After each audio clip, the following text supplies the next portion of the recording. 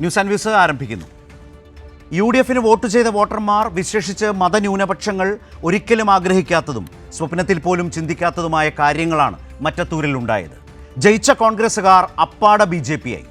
തൃശൂർ പാറളത്തും BJPയെ സഹായിച്ചു. കൂറുമാറ്റത്തിൻ്റെ കേരള മോഡലെന്നാണ് മറ്റത്തൂരിനെ പറ്റി MV Govindan master പറഞ്ഞത്. ഏത് നിമിഷവും കോൺഗ്രസുകാരൻ BJP ആയി മാറുമെന്നതിൻ്റെ തെളിവ്. മറ്റത്തൂരിലെ BJPയുമായുള്ള സഖ്യം തൃശൂർ ജില്ലയിലെ കോൺഗ്രസ് നേരത്തെ തീരുമാനിച്ചിരുന്നുവെന്നാണ് കോൺഗ്രസ് റിബലായി മത്സരിച്ചു ജയിച്ച KR ഔസേപ്പ് വെളിപ്പെടുത്തിയത്. ഔസേപ്പിനെയും സമീപിച്ചു. അദ്ദേഹം ആ ഓഫർ നിരാകരിച്ചു.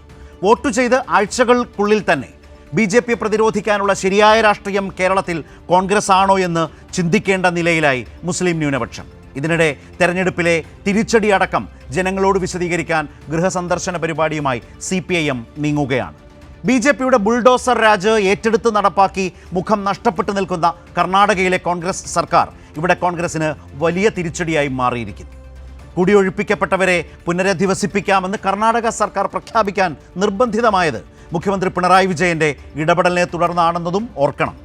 Vattiyoorkavu MLA VK പ്രശാന്തിൻ്റെ MLA ഓഫീസിനെ കയറിപ്പിടിക്കാൻ BJP തുനിഞ്ഞപ്പോൾ അതിനെയും അനുകൂലിക്കുന്ന കോൺഗ്രസിനെയാണ് കാണുന്നത്.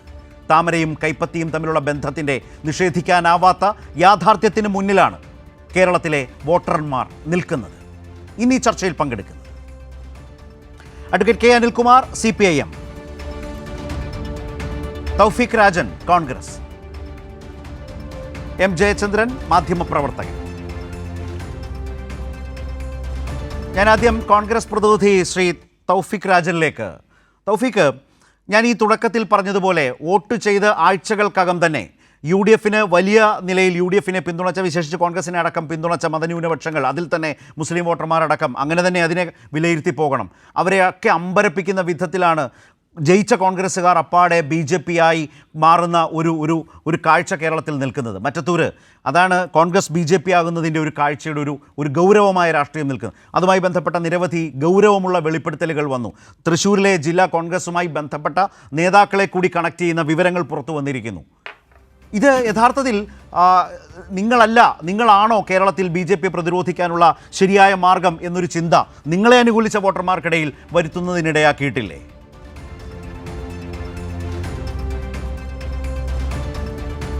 സ്ഥലത്തെ കേരളത്തിലെ സംഘപരിവാറിനെ പിന്നെ ആരാ എതിർക്കുക? കേരളം ഭരിക്കുന്ന CPMോ? CPMൻ്റെ രാഷ്ട്രീയ നാടകങ്ങളും CPMൻ്റെ അടവ് നയങ്ങളും ഒക്കെ ഞാൻ ശരത്തിന് പറഞ്ഞു തരാം. അതിനപ്പുറത്തേക്ക് ശരത്ത് ചോദിച്ച ചോദ്യത്തിന് ആദ്യം ഉത്തരം നൽകിയ ശേഷം അതിലേക്ക് വരാം. ആദ്യം ഈ തൃശ്ശൂർ മറ്റത്തൂരിൽ ഇന്ന് KPCC പ്രസിഡന്റ് അടക്കം പ്രതികരണം അങ്ങ് അല്പസമയം മുമ്പ് കണ്ടു കാണും എന്ന് കരുതുന്നു. അതായത് തൃശ്ശൂർ മറ്റത്തൂരിൽ കോൺഗ്രസ് പ്രവർത്തകരോ ജനപ്രതിനിധികളോ ആരും ഈ നിമിഷം വരെ BJPയിൽ ചേർന്നതായി ശരത്തിന് അറിയാമോ? ഈ നിമിഷം വരെ BJPയിൽ ചേർന്നിട്ടില്ല.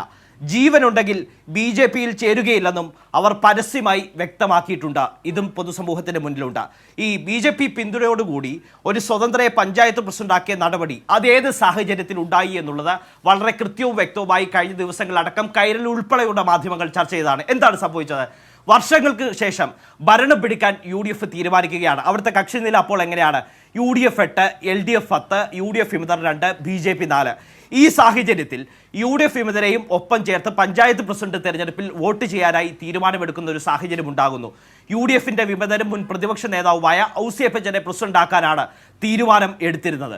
പക്ഷേ പ്രസിഡന്റ് തെരഞ്ഞെടുപ്പിൻ്റെ തലേനാൾ രാത്രി CPMൻ്റെ ജില്ലാ നേതൃത്വം പണക്കെട്ടുമായി വന്ന ഔസേപ്പച്ചനെ വലയിൽ വീഴ്ത്തിയ സംഭവം പൊതുസമൂഹത്തിന് മുന്നിലുണ്ട്. അങ്ങനെ രാവിലെ ഔസേപ്പച്ചൻ വോട്ട് ചെയ്യാൻ വന്ന UDF അംഗങ്ങൾ കാണുന്നത് CPMൻ്റെ പ്രൊട്ടക്ഷനിൽ CPM സ്ഥാനാർത്ഥിയായി പ്രസിഡന്റ് സ്ഥാനത്തേക്ക് മത്സരിക്കാൻ വരുന്ന ഔസേപ്പച്ചനെയാണ്. ഇനി സ്വാഭാവികമായി ടെസി ജോസഫ് എന്ന് പറയുന്ന മറ്റൊരു വിമതയെ, കോൺഗ്രസ് വിമതയെ അവിടെ പ്രസിഡന്റ് സ്ഥാനത്തേക്ക് മത്സരിക്കാൻ തീരുമാനിക്കുന്നു. ആ തീരുമാനത്തെ BJP അംഗങ്ങൾ ഇങ്ങോട്ട് പിന്തുണയ്ക്കുന്ന ഒരു സാഹചര്യമാണ് ഉണ്ടായത്. ശരത്തെ, ശരി, BJP അംഗങ്ങൾ പിന്തുണയ്ക്കുന്ന സാഹചര്യം ഉണ്ടായി. വളരെ കൃത്യമായി DCC നേതൃത്വം ഇടപെട്ടു, KPCC നേതൃത്വം ഇടപെട്ടു. പിന്നെന്തിനാണ് അവർക്കെതിരെ അവരെ അയോഗ്യരാക്കാനുള്ള നടപടികളുമായി എടുത്തില്ലെങ്കിൽ DCC പ്രസിഡന്റിനെ പറഞ്ഞെന്താണ്? അവരെ അയോഗ്യരാക്കാനുള്ള നടപടികളുമായി പോകുന്നു.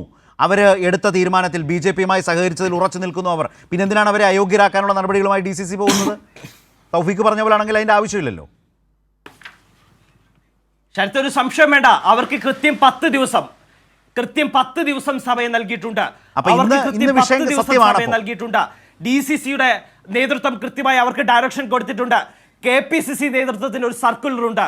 ഇവിടെ CPM-ആയോ ഇപ്പൊ സഹകരിച്ചു. ഇപ്പൊ സഹകരിച്ചത് കൊണ്ടാണ് ഈ അന്ത്യശാസനം കൊടുക്കേണ്ടി വന്നത്. അത്രയും ശരിയാണല്ലോ. അത് രാജിവെക്കണം എന്ന തരത്തിൽ വളരെ കൃത്യമായി സർക്കുലർ നിലനിൽക്കുന്നുണ്ട്.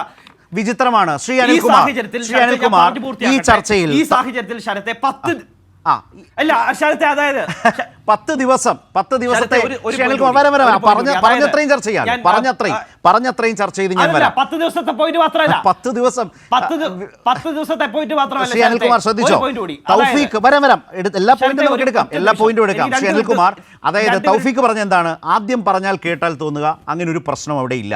പിന്നീട് പറഞ്ഞു വന്നപ്പോൾ അവരോട് 10 ദിവസത്തിനുള്ളിൽ തിരിച്ചു വീണ്ടും കോൺഗ്രസ് പാളയത്തിലേക്ക് വരുന്ന നിലപാടെടുക്കണം എന്ന് പറയേണ്ടി വരുന്നു. കോൺഗ്രസ് ഇപ്പോൾ പ്രതിപക്ഷ നേതാവിൻ്റെ ഈ വിഷയവുമായി ബന്ധപ്പെട്ട വിശദീകരണങ്ങൾ കൃത്യമായി വളരെ വ്യക്തമായി വരാം. ഞാൻ അനിൽകുമാറിനോടാണ്. അനിൽകുമാർ, ഞാൻ പറഞ്ഞത് 10 ദിവസം. എന്റെ തൗഫീഖ് താങ്കളിലേക്ക് വരാം. താങ്കൾ ആ സമയത്ത് പറഞ്ഞോളൂ, താങ്കൾക്ക് പറയാനുള്ളത് പറഞ്ഞോളൂ. ഇതെന്റെ ചോദ്യം ശ്രീ അനിൽകുമാറിനോടാണ്. എന്റെ ചോദ്യം ഇത് അനിൽകുമാറിനോടാണ്. തൗഫീഖിന്റെ അവസരത്തിൽ എങ്ങനെ വേണമെങ്കിലും അതിൽ പറയാം. ശ്രീ അനിൽകുമാർ, പ്രതിപക്ഷ നേതാവ് ഇക്കാര്യത്തിൽ ഈ പറയുന്നത് പോലെ വളരെ ശക്തമായ ക്ലാരിറ്റിയോടെ ഒരു നിലപാടെടുത്തോ? ഇപ്പോൾ തൗഫീഖ് പറയുന്നത് പ്രകാരം തന്നെ മറ്റത്തൂരിൽ സംഭവിച്ചത് ഒരിക്കലും UDF-ന് വിശേഷിച്ച് കോൺഗ്രസിന് വോട്ട് ചെയ്ത വോട്ടർമാർ ആഗ്രഹിക്കാത്ത കാര്യമാണ് എന്ന് വെളിപ്പെട്ടോ? ശ്രീ അനിൽകുമാർ.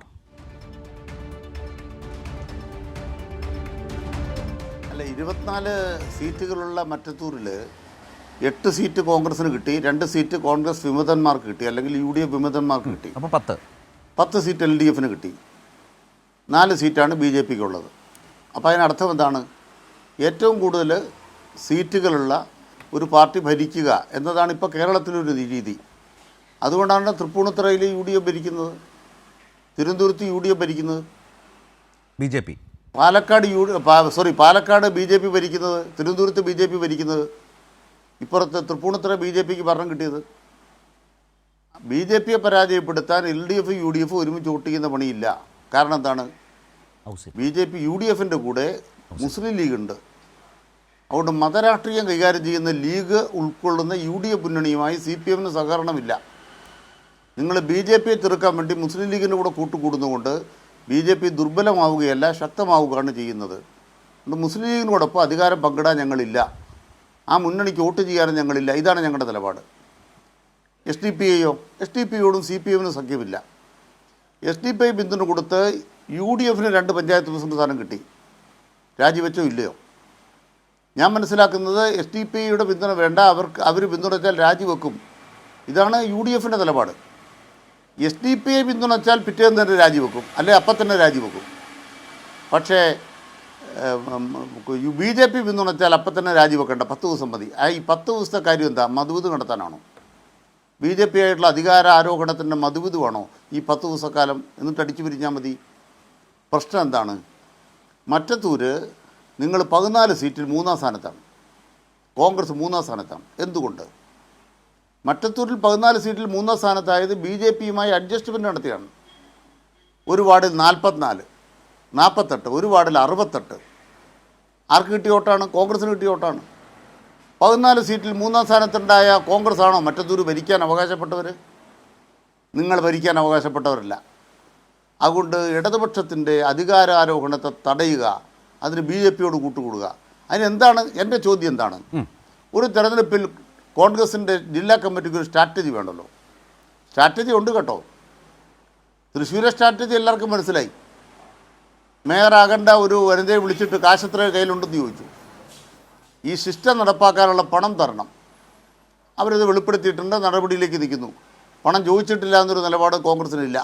എത്ര ചോദിച്ചു എന്നുള്ള തർക്കമേ ഉള്ളൂ. അതവിടെ നിൽക്കട്ടെ. ഈ പഞ്ചായത്തിൽ, മറ്റത്തൂർ പഞ്ചായത്തിൽ വിപ്പ് കൊടുത്തിട്ടുണ്ടോ കോൺഗ്രസ്? നിങ്ങളിപ്പോൾ ഈ പുറത്താക്കിയവരോ അല്ലെങ്കിൽ രാജിവെച്ചവരോ ആരും പുറകെ നടക്കുകയല്ലേ? രാജിക്കത്ത് എഴുതി കൊടുത്തിരിക്കുക കോൺഗ്രസിന്. ഇവർ രാജിക്കത്ത് കൊടുത്തവരുടെ പുറകെ എന്തുകൾ നടത്താനാ? അവർ രാജിവെച്ച് പോയി. 8 പേർ ഒന്നിച്ച് BJP-യുടെ കൂടെ പോയിട്ട് രാജിവെച്ച് പോയി. രാജിക്കത്ത് നിങ്ങൾ കിട്ടിയിട്ടില്ല. ഞാൻ പുസ്തകപ്പെടുത്താം. ഞങ്ങളുടെ രാജിക്കത്തുണ്ടല്ലോ, കൈപ്പടൽ എഴുതിയ രാജിക്കത്ത് 8 പേരുടെ ഉണ്ട്, വേണോ? അപ്പോൾ കോൺഗ്രസ് രാജിവെച്ച് പോയവരുടെ പേരിൽ ഇനി DCC നടപടിയെടുക്കാൻ പറ്റുമോ? ഫസ്റ്റ് ചോദ്യം DCC പ്രസിഡന്റിനോട് എന്താണ്? വിപ്പുണ്ടോ? വിപ്പ് നിങ്ങൾ പഞ്ചായത്ത് സെക്രട്ടറി കൊടുത്തിട്ടുണ്ടോ? അതനുസരിച്ച് നിങ്ങളുടെ പ്രസിഡന്റ് സ്ഥാനാർത്ഥി കോൺഗ്രസ്സുകാർ വോട്ട് ചെയ്യാൻ ബാധ്യസ്ഥമായ ഒരു വിപ്പ് എന്തുകൊണ്ട് DCC കൊടുത്തില്ല? DCCയുടെ ജനറൽ സെക്രട്ടറി പറഞ്ഞ പോലെ തൂക്കി വിറ്റു. ആ കച്ചവടം ഇപ്പോൾ തുടങ്ങിയതല്ല കേട്ടോ, അതാണ് മനസ്സിലാക്കേണ്ടത്. ടി എം പ്രതാപൻ ജയിക്കണ്ട. ആരാണ് പറഞ്ഞത്? ചന്ദ്രൻ. ഏത് ചന്ദ്രൻ? DCC secretary. ഈ തട്ടിപ്പിന് കോൺഗ്രസിനെ നയിച്ച ആൾ. ടി എം പ്രതാപൻ ജയിക്കണ്ട, സുരേഷ് ഗോപി ജയിച്ചാൽ മതി. ഇടതുപക്ഷത്തെ ജയിപ്പിക്കാനല്ലല്ലോ ഈ പറയുന്ന ചന്ദ്രൻ പ്രവർത്തിക്കുക. അതിന് തെളിവുകളൊക്കെ പുറത്തു വന്നിട്ടുണ്ട്. അപ്പം മനസ്സിലാക്കേണ്ട കാര്യം, BJP ആയിട്ടുള്ള ഈ സഹകരണം എന്ന് പറയുന്നത് ഇപ്പം തുടങ്ങിയതല്ല. ഓക്കെ, അത് സുരേഷ് ഗോപി ജയിച്ച കാലത്ത് തുടങ്ങിയതാ. അത് പഞ്ചായത്തിലേക്ക് തുടർന്നു. അത് പഞ്ചായത്ത് തെരഞ്ഞെടുപ്പിൽ നടപ്പാക്കി. ഓക്കെ, അത് പ്രസിഡന്റ് തെരഞ്ഞെടുപ്പിലേക്ക് നീട്ടിയെന്ന് മാത്രമേ പോളൂ. നീട്ടിയപ്പോൾ പുറത്തു വന്നു. ശരി, ശ്രീ അനിൽകുമാർ, നീട്ടിയപ്പോൾ പുറത്തു വന്നു. അത്രേ ഉള്ളൂ കാര്യം. അപ്പോൾ അതുകൊണ്ട് വ്യക്തമാക്കാൻ ആഗ്രഹിക്കുന്നൊരു കാര്യം, ശ്രീ അനിൽകുമാർ, താങ്കൾ പറഞ്ഞതുപോലെ ഇത് മറ്റത്തൂര് ഏതെങ്കിലും ഒരു ഒറ്റ പഞ്ചായത്തിലെ ഏതെങ്കിലും ഒരു ഒറ്റപ്പെട്ട സംഭവത്തിനപ്പുറം ഒരു വലിയ രാഷ്ട്രീയ ഗൂഢാലോചന നടന്നിട്ടുണ്ട്. അതിനകത്ത് ജില്ലയിലെ കോൺഗ്രസ് നേതാക്കളുടെ പങ്കാളിത്തമുണ്ട്. അതിനെ സംസ്ഥാന നേതൃത്വത്തിൽ പ്രതിപക്ഷ നേതാവ് അടക്കം പ്രതിരോധിക്കുന്നതിലോ അതിനെ തുറന്ന് എതിർക്കുന്നതിലോ വളരെ ശക്തമായി ഇതിനെ അനുകൂലിക്കില്ല എന്ന് പറയുന്നതിലോ ആളുകൾക്ക് മുമ്പിൽ വലിയ സംശയങ്ങളുണ്ട്. ഇതാണ് ഇതിൽ ഉയരുന്നൊരു പ്രധാനപ്പെട്ട പ്രശ്നം. ഞാൻ തൗഫീഖിൻ്റെ അവസരത്തിലേക്ക് തന്നെ വരാം. പക്ഷേ ഇവിടെ ഒരു പ്രശ്നം, ഞാൻ ശ്രീ ജയചന്ദ്രനിലേക്ക് കൂടി പോയ ശേഷം തൗഫീഖിന് കുറച്ചുകൂടി സഹായകരമാക്കാം. ഈ രണ്ട് വിമർശനങ്ങളും ചോദ്യങ്ങളും വെച്ച് മറുപടിയാകാമല്ലോ. ഇവിടെ ഞാൻ ശ്രീ ജയചന്ദ്രനിലേക്ക് വരുന്നതിന് മുമ്പ് ഇപ്പോൾ ശ്രീ അനിൽകുമാർ പറഞ്ഞതിലെ വളരെ പ്രധാനപ്പെട്ട ആൾ, കോൺഗ്രസ് റിബലായി മത്സരിച്ചതിൻ്റെ പേരിൽ കോൺഗ്രസിൽ നിന്ന് പുറത്താക്കപ്പെട്ടയാളാണ് ഈ ഔസേപ്പ്. ഈ ഔസേപ്പിനെ സമീപിച്ചു, അതായത് ഒന്നിച്ചു നിൽക്കണം, നമുക്ക് ഭരിക്കാം. അപ്പോൾ അതെങ്ങനെ ആ കണക്കെങ്ങനെ ഒക്കും എന്ന് ഔസേപ്പ് ചോദിക്കുമ്പോൾ അതൊക്കെ ശരിയാകും എന്ന് പറയുമ്പോൾ ഒടുവിൽ ഔസേപ്പിനോട് പറയേണ്ടി വരുന്നു BJP സപ്പോർട്ട്. അപ്പോൾ ആ പരിപാടിക്കും ആ കളിക്കുമില്ല എന്ന് പറഞ്ഞുകൊണ്ട് ആ നീക്കത്തിൽ നിന്ന് പിൻവാങ്ങി എന്ന് പറഞ്ഞുകൊണ്ടാണ് ഔസേപ്പിൻ്റെ പല വെളിപ്പെടുത്തലും ഇതുമായി ബന്ധപ്പെട്ട് വന്നത്. DCC നേതൃത്വത്തിലെ പല ആളുകളുടെയും ബന്ധത്തെക്കുറിച്ച് പറഞ്ഞ് ഔസേപ്പിൻ്റെ ചുരുക്കം വാക്കുകൾ കേട്ടുകൊണ്ട് ഞാൻ ശ്രീ ജയചന്ദ്രനിലേക്ക് വരാം. 23-ാം തീയതി രാത്രി 9:04 ഇതിൽ പറയുന്ന നേതാക്കളായ 5 പേര് എൻ്റെ വീട്ടിലേക്ക് വരികയുണ്ടായി. അവർ വന്ന് ആവശ്യപ്പെട്ടത്, ഔസേപ്പെ, നീയാണ് UDFൻ്റെ ലീഡറായിട്ട് നിന്നെയാണ് ഞങ്ങൾ കാണുന്നത്, ഒപ്പം നിൽക്കണം, കൂടെ നിൽക്കണം എന്നാണ് ആവശ്യപ്പെട്ടത്. LDFന് 10 ഉണ്ട്, 4 BJP ഉണ്ട്, 2 സ്വതന്ത്രരുണ്ട്. ഈ 2 സ്വതന്ത്രർ UDFൻ്റെ കൂടെ കൂടിയാൽ 10 അംഗങ്ങളാവുള്ളൂ. അപ്പോൾ എങ്ങനെയാണ്, എന്താ നിങ്ങൾ ഉദ്ദേശിക്കുന്നതെന്ന് ചോദിച്ചു. അല്ല, നമ്മൾ ഭരിക്കും. ഞാൻ ചോദിച്ചു അതെന്തൊരു, എനിക്ക് മനസ്സിലാവണില്ല, അത് എന്ത് ഫോർമുലയാണ്, നമ്മൾ ഭരിക്കുന്ന ഉറപ്പ് പറയാൻ എന്താണെന്ന് ചോദിച്ചപ്പോൾ പറഞ്ഞു BJP നമുക്ക് വോട്ട് ചെയ്യും, അത് നമുക്ക് സ്വീകരിക്കാൻ പറ്റുമോ എന്ന് ചോദിച്ചപ്പോൾ TM ചന്ദ്രൻ എന്ന് പറയുന്ന DCC സെക്രട്ടറി പറഞ്ഞത്, അത് എല്ലാ കാര്യങ്ങളും ഞങ്ങൾ പറഞ്ഞ് ശരിയാക്കിയിട്ടുണ്ട്, നീ കൂടെ നിന്നാൽ മതി എന്നാണ് പറഞ്ഞത്. ശ്രീ ജയചന്ദ്രൻ, ഇത് വ്യക്തമല്ലേ? 10-10-4 ഈ 10-ൽ തന്നെ 8 UDF, 2 സ്വതന്ത്രരെന്നോ റിബലെന്നോ എങ്ങനെ വേണമെങ്കിലും പറയാം. അതിലൊരാൾ ഈ ഔസേപ്പാണ്. ഔസേപ്പും മറ്റേയാളും 8-നൊപ്പം നിന്നാലേ UDF 10 ആകും. അപ്പോഴും LDF 10 ഉണ്ട്. ഈ 4 എന്ന് പറയുന്ന BJPയുടെ നമ്പർ വളരെ ക്രൂഷ്യലാണ്. അപ്പോൾ ഇവരെ സെറ്റിൽ ചെയ്ത് ഒപ്പം നിർത്താം എന്ന് DCCയിലെ പ്രധാനിയായിട്ടുള്ള ചന്ദ്രൻ പറഞ്ഞു എന്ന് ഔസേപ്പ് പറയുന്നു. അങ്ങനെ ശരിയാണ്, തൗഫീഖ് പറഞ്ഞ അത്രയും ശരിയാണ്. ഈ കണ്ട ഔസേപ്പിനെ പ്രസിഡൻ്റാക്കാം എന്ന് കോൺഗ്രസ് തീരുമാനിച്ചിരുന്നു. പക്ഷേ RSSും BJPയുമായുള്ള ഒത്തുകളിക്കോ സംവിധാനത്തിനോ ഇല്ല എന്ന് അയാൾ ഒരു തീരുമാനമെടുക്കുന്നു. ഈ വാർത്താ സമ്മേളനം നമ്മൾ കേട്ടതാണ്. ഈ കണക്കുകളിലെ ഈ കളി, ഈ 10-10-4 എന്നുള്ളതിൽ BJPയുടെ സപ്പോർട്ടിന് വേണ്ടി കോൺഗ്രസ് നടത്തിയ നീക്കങ്ങൾ, അതിന് പിന്നിൽ നടത്തിയിട്ടുള്ള ചരടുവലികൾ, ഇത് മറ്റത്തൂരിൻ്റെ ഒരു ഒറ്റപ്പെട്ട സംഭവത്തിനപ്പുറം അത് തൃശ്ശൂരിലേക്കാകെ വരുന്നു. മേറെ നോക്കിയാൽ പണപ്പെട്ടി പ്രശ്നം വന്നിട്ടുണ്ട്. അപ്പോൾ ഇത് തെരഞ്ഞെടുപ്പ് കഴിഞ്ഞ് തൊട്ടുടനെ തന്നെ തൊട്ടു പുറകെയുള്ള ദിവസങ്ങളിലും ആഴ്ചകളിലും ഈ വിധം കാര്യങ്ങൾ പുറത്തേക്ക് വരുന്നത് യഥാർത്ഥത്തിൽ UDFന് വോട്ട് ചെയ്ത, കോൺഗ്രസ്സിന് വോട്ട് ചെയ്ത വോട്ടർമാരെ തന്നെ വലിയ തരത്തിൽ അവഹേളിക്കുന്നതിനും വഞ്ചിക്കുന്നതിനും തുല്യമാണോ? അടുത്ത ഇതില് ഞാൻ കഴിഞ്ഞ ദിവസം കേരളത്തിൽ ചർച്ച ചെയ്തപ്പോഴും എനിക്ക് കിട്ടിയ ഏറ്റവും ലേറ്റസ്റ്റ് ആയിട്ടുള്ള ചില വിവരങ്ങൾ പറഞ്ഞിരുന്നു. താങ്കൾ ഈ ചോദിച്ചത് ഏറ്റവും പ്രധാനപ്പെട്ട പ്രശ്നവും അത് തന്നെയാണ്, ഒറ്റപ്പെട്ട സംഭവം. അങ്ങനെയാണ് ആദ്യം തുടക്കത്തിലുണ്ടായിരുന്ന ഒരു ധാരണ എനിക്കും. പക്ഷെ പിന്നീട് അന്വേഷിക്കുമ്പോഴാണ് നമ്മൾ ഭയങ്കരമായ ഒരു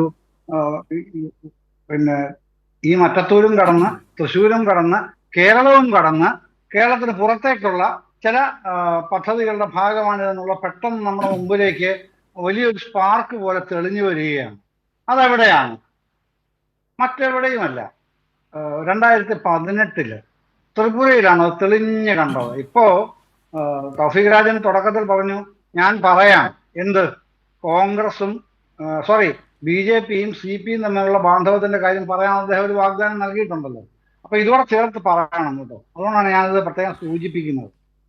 36% കോൺഗ്രസിന്, 36% അന്ന് കോൺഗ്രസിന് അവിടെ ഉണ്ടായിരുന്ന വോട്ട് ഷെയർ ത്രിപുരയിൽ. അന്ന് ഇലക്ഷൻ കഴിഞ്ഞപ്പോ നമ്മളെല്ലാം ഒരുപാട് ചർച്ച ചെയ്തതാണ് സ്ഥലത്തെ. അന്ന് ഇലക്ഷൻ കഴിഞ്ഞപ്പോ കോൺഗ്രസിന്റെ വോട്ട് ഷെയർ എത്രയായിട്ട് മാറി എന്നറിയാമല്ലോ. 1.5% താഴെ. അടിവരയിടണേ. 36% വോട്ട് ഷെയർ ഉണ്ടായിരുന്ന കോൺഗ്രസിന് ത്രിപുരയിൽ 2018 ഇലക്ഷൻ കഴിഞ്ഞപ്പോ വോട്ട് ഷെയർ 1.5% താഴെ. ഇവിടെ അതുമായി ബന്ധപ്പെട്ട വേറൊരു ഗ്രാൻഡ് ഡിസൈൻ ആണ് ഇവിടെ ഒരുങ്ങുന്നത് എന്ന് തന്നെ ബലമായി സംശയിക്കണം മറ്റത്തൂരിൽ. കാരണം മറ്റത്തൂരിൽ കോൺഗ്രസ് വാഷ് ഔട്ട് ആയി. ഇപ്പോ താങ്കൾ ആ കണക്ക് പറഞ്ഞല്ലോ, 10, 8, 2, 4 ആ കണക്ക്. അപ്പൊ കോൺഗ്രസ് വാഷ് ഔട്ട് ആയാലും പ്രശ്നമില്ല. CPM വിരുദ്ധമായി ഒരു ജനവിരുദ്ധ, താങ്കൾ സൂചിപ്പിച്ചതുപോലെ തന്നെ ജനാഭിലാഷത്തിൽ നിരക്കാത്ത ജനവിരുദ്ധമായ ഒരു തട്ടിക്കൂട്ട് മുന്നണി ഉണ്ടാക്കി അധികാരത്തിൽ എത്തുക എന്നുള്ള നിലയിലേക്ക് അവിടെ എത്തി. അപ്പൊ ഒരു കാര്യമുണ്ട് അവിടെ, ഈ മണ്ഡലം പുതുക്കാടാണല്ലോ ഇത് നിൽക്കുന്നത്, ഈ മത്തത്തൂര്. അവിടെ ഇപ്പോഴേ കണ്ണുവച്ചിട്ടുള്ള ഒരു നേതാവുണ്ട്, അദ്ദേഹത്തിന്റെ പേര് ജോസഫ് ടാജറ്റ് എന്നുമാണ്. അതുകൂടെ ഉണ്ടോ കേട്ടോ, അതുകൂടെ പ്രത്യേകം പ്രസ്താവ്യമാണ് ഈ കൂട്ടത്തിൽ. അപ്പൊ അദ്ദേഹത്തിന് പുതുക്കാട് മണ്ഡലത്തിൽ ഏപ്രിൽ മാസത്തിൽ നടക്കാനിരിക്കുന്ന അസംബ്ലി ഇലക്ഷനിൽ മത്സരിക്കുമ്പോൾ ഇത് കൂടുതൽ ഗുണം ചെയ്യുകയും വേണം. അതുകൊണ്ട് കോൺഗ്രസ് അവിടെ വാഷൗട്ടായാലും സാരമില്ല എന്ന് പറഞ്ഞാണ് സ്വന്തം പാർട്ടിയെ പരിപൂർണമായും തുടച്ചു നിൽക്കുന്ന തരത്തിലുള്ള ഒരു അവിശുദ്ധ സഖ്യത്തിന് രൂപം കൊടുത്ത് ഇപ്പൊ ഭരണസമിതി ഉണ്ടാക്കിയിരിക്കുന്ന അവിടെ. ഈ ഭരണസമിതിക്ക് ജനങ്ങൾ എന്ത് വില നൽകും എന്താണ് തൗഫീഖ് രാജൻ താങ്കൾ വിചാരിക്കുന്നത്? ഇത് കേരളത്തിലാകമാനം വ്യാപിപ്പിക്കാൻ കഴിയും എന്ന് ഏത് നിലയ്ക്കാണ് നിങ്ങൾ ചിന്തിക്കുന്നത്? ഇത്രയും ജനാധിപത്യ വിരുദ്ധമായി ചിന്തിക്കുന്ന നിങ്ങളുടെ കൂടെ ഏത് ജനാധിപത്യ മതനിരപക്ഷ വിശ്വാസിക്കാണ് മുസ്ലിം ലീഗ് അല്ലാതെ കൂട്ടുകൂടാൻ കഴിയുക എന്നുള്ള ചോദ്യവും പ്രസക്തമായി ഇവിടെ ഉയർന്നു വരികയാണ്. ശരി, ഇവിടെ തൗഫീഖ് വളരെ പ്രധാനപ്പെട്ട ചില ചോദ്യങ്ങളുണ്ട്. അത് ഇതുമായി ബന്ധപ്പെട്ട് വളരെ പ്രസക്തമാണ്. നേരത്തെ അനിൽകുമാർ ചോദിച്ചതുപോലെ 10 ദിവസം എന്ന് താങ്കൾ തന്നെ പറഞ്ഞതാണ്. ഇതുപോലൊരു പാർട്ടിക്ക് വലിയ ക്ഷീണമുണ്ടാക്കുന്ന രാഷ്ട്രീയ ലൈനിന് വിരുദ്ധമായി അപ്പാടെ BJP ആകുന്ന ഒരു നില സ്വീകരിച്ചവരോട് 10 ദിവസം എന്തിനു കൊടുക്കുന്നു? മറ്റൊരു പ്രധാനപ്പെട്ട കാര്യം, ഇവരെ കുറുമാറ്റത്തിൻ്റെ നിലയിൽ കൊണ്ടുവരുവാൻ കഴിയുമായിരുന്ന നിലയിൽ എന്തുകൊണ്ട് വിപ്പ് കൊടുത്തിട്ടില്ല? വിപ്പ് കൊടുത്തിട്ടില്ല എന്ന് വേണം ധരിക്കാൻ. വിപ്പ് കൊടുത്തോ എന്ന ചോദ്യമാണ്. അതിനുത്തരം താങ്കൾ പറഞ്ഞാൽ മതി. അതുപോലെ രാജിക്കത്ത് കോൺഗ്രസിനെ ഏൽപ്പിച്ചിരുന്നോ? ഇതുപോലുള്ള ചോദ്യങ്ങൾ വരികയാണ്. താങ്കൾ പറഞ്ഞ പോലെയല്ല 10, 8, 2, 4 എന്നുള്ള നിലയ്ക്കാണ്. ഔസേപ്പ് പറഞ്ഞതും കേരളം കണ്ടു കഴിഞ്ഞു. തൗഫീഖിൻ്റെ മറുപടി.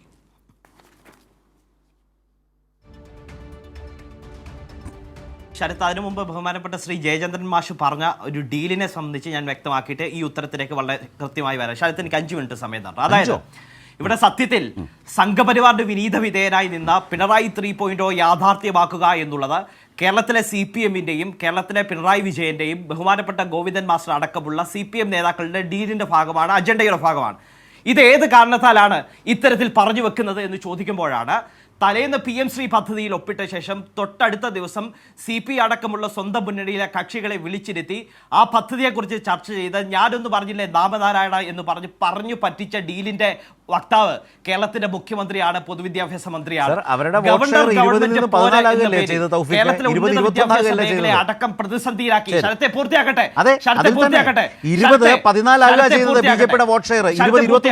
ഇവിടെ ഗവൺമെന്റ് പോരാ എന്ന പേരിൽ ശരത്തെ ആശങ്കപ്പെടേണ്ട, ഞാൻ പൂർത്തിയാക്കട്ടെ. ഇവിടെ ഗവൺമെന്റ് പോരെ എന്ന പേരിൽ വലിയ രാഷ്ട്രീയ നാടകങ്ങൾ കളിച്ച ശേഷം ശരി ശരത്തിന് ആശങ്കയില്ലെങ്കിൽ എന്നെ പൂർത്തിയാക്കാൻ അനുവദിക്കണം. അതായത് ഇവിടെ ഗവൺമെന്റ് പോരെ എന്ന പേരിൽ വലിയ രാഷ്ട്രീയ നാടകം കളിച്ചത് ശരത്ത് ഞാനും അടക്കം കണ്ടതാണ്. അങ്ങനെയെങ്കിൽ ഇവിടെ സുപ്രീം കോടതി അടക്കമുള്ള ബഹുമാനപ്പെട്ട നീതിപീഠത്തെ സമീപിച്ച വാർത്തകൾ നമ്മൾ കണ്ടതാണ്. യൂണിവേഴ്സിറ്റി വൈസ് ചാൻസലർമാരുടെ നിയമനവുമായി ബന്ധപ്പെട്ട് ഇവിടെ യൂണിവേഴ്സിറ്റി VC-മാരുടെ നിയമനവുമായി ബന്ധപ്പെട്ട കേസ് ബഹുമാനപ്പെട്ട സംസ്ഥാന സർക്കാരിന് അനുകൂലമായി ബഹുമാനപ്പെട്ട നീതിപീഠത്തിൽ നിന്ന് നിലപാടുണ്ടാകുമെന്ന് പറഞ്ഞതിന്റെ തൊട്ട് ഇടപെടാതിരിക്കാൻ തരമില്ല. അതിന്റെ കാരണം ഞാൻ പറഞ്ഞുതരാം. നിങ്ങൾ ഈ രാഷ്ട്രീയ ആരോപണങ്ങൾ, നിങ്ങളുടെ കാഴ്ചപ്പാട് അതിലൊന്നും തെറ്റില്ല.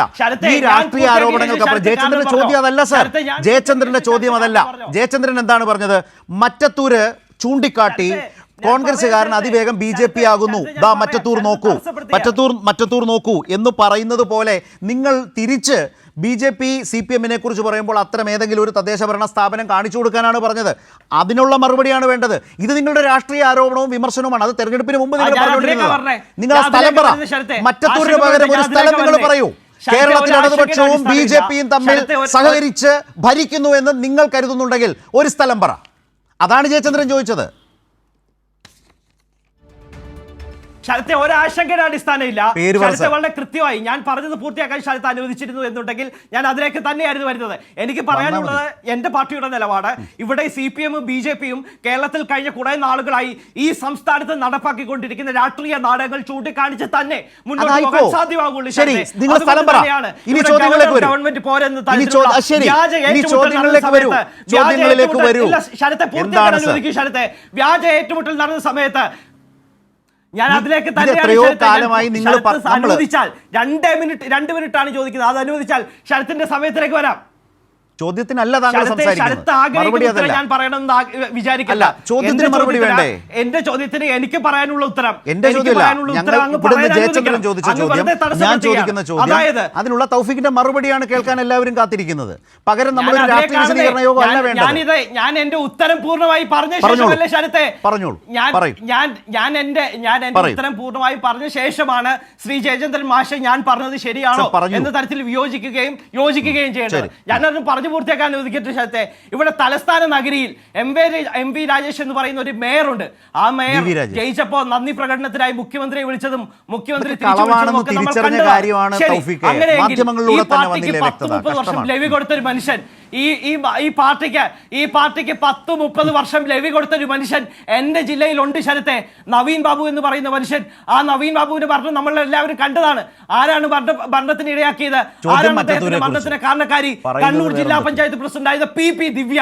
ആ ദിവ്യ കാരണം കേരളത്തിന്റെ മുഖ്യമന്ത്രി ആ പാർട്ടി കുടുംബത്തിലെ നവീൻ ബാബുവിന്റെ കുടുംബത്തിലെ ഈ ചർച്ചയിൽ ഉയർന്ന വിഷയത്തിന് ദയവായി തൗഫീഖിന് മറുപടി ഉണ്ടെങ്കിലാകാം.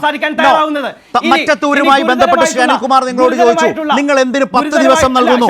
നിങ്ങൾ വിപ്പ് കൊടുത്തിരുന്നോ? നിങ്ങൾ മറുപടി പറയൂ തൗഫീഖ്. മറ്റത്തൂരുമായി ബന്ധപ്പെട്ട വിഷയത്തിലേക്ക് ശരത്തെ ഒറ്റ പോയിന്റ് കൂടി. ശരത്തെ മറ്റത്തൂരിലേക്ക് വരാം. ഒരേ ഒരു പോയിന്റ് കൂടി. അതായത് ഈ SFI-ക്കാർ കേരളത്തിൽ അതുമായി ബന്ധപ്പെട്ട് സൂചിപ്പിക്കാതെ പോകാൻ കഴിയില്ല. അതുകൊണ്ടാണ് ഈ SFI-ക്കാർ സമരം ചെയ്യുമ്പോൾ സൂക്ഷിക്കണം. മുണ്ട് പൊക്കി ഉടുക്കരുത്, കാവിക്കലസം കാണും. ഞാനല്ല പറഞ്ഞത്, KSU അല്ല പറഞ്ഞത്, ASF ആണ്. ഇനി അപ്പുറത്തേക്ക് ശരത്തിന്റെ ചോദ്യത്തിലേക്ക് വരാം. എന്തുകൊണ്ടാണ് 10 ദിവസം സമയം ആവശ്യപ്പെടുന്നത്? ശരത്തെ, ഞങ്ങൾ ഒരിക്കലും പിന്തുണ ആവശ്യപ്പെട്ട് ഞങ്ങൾ ഒരിക്കലും ഭാരതീയ ജനതാ പാർട്ടിയുടെയോ BJP-യുടെയോ ഇവിടെ STP ഉള്ള വർഗീയ കക്ഷികളുടെ പിന്തുണ നാളിതുവരെ ആവശ്യപ്പെട്ടിട്ടില്ല, ഇനി ആവശ്യപ്പെടുകയുമില്ല. ഇവിടെ ഇത്തരത്തിൽ BJP പിന്തുണച്ചത് ഞങ്ങൾ ആവശ്യപ്പെട്ടത് പ്രകാരമല്ല.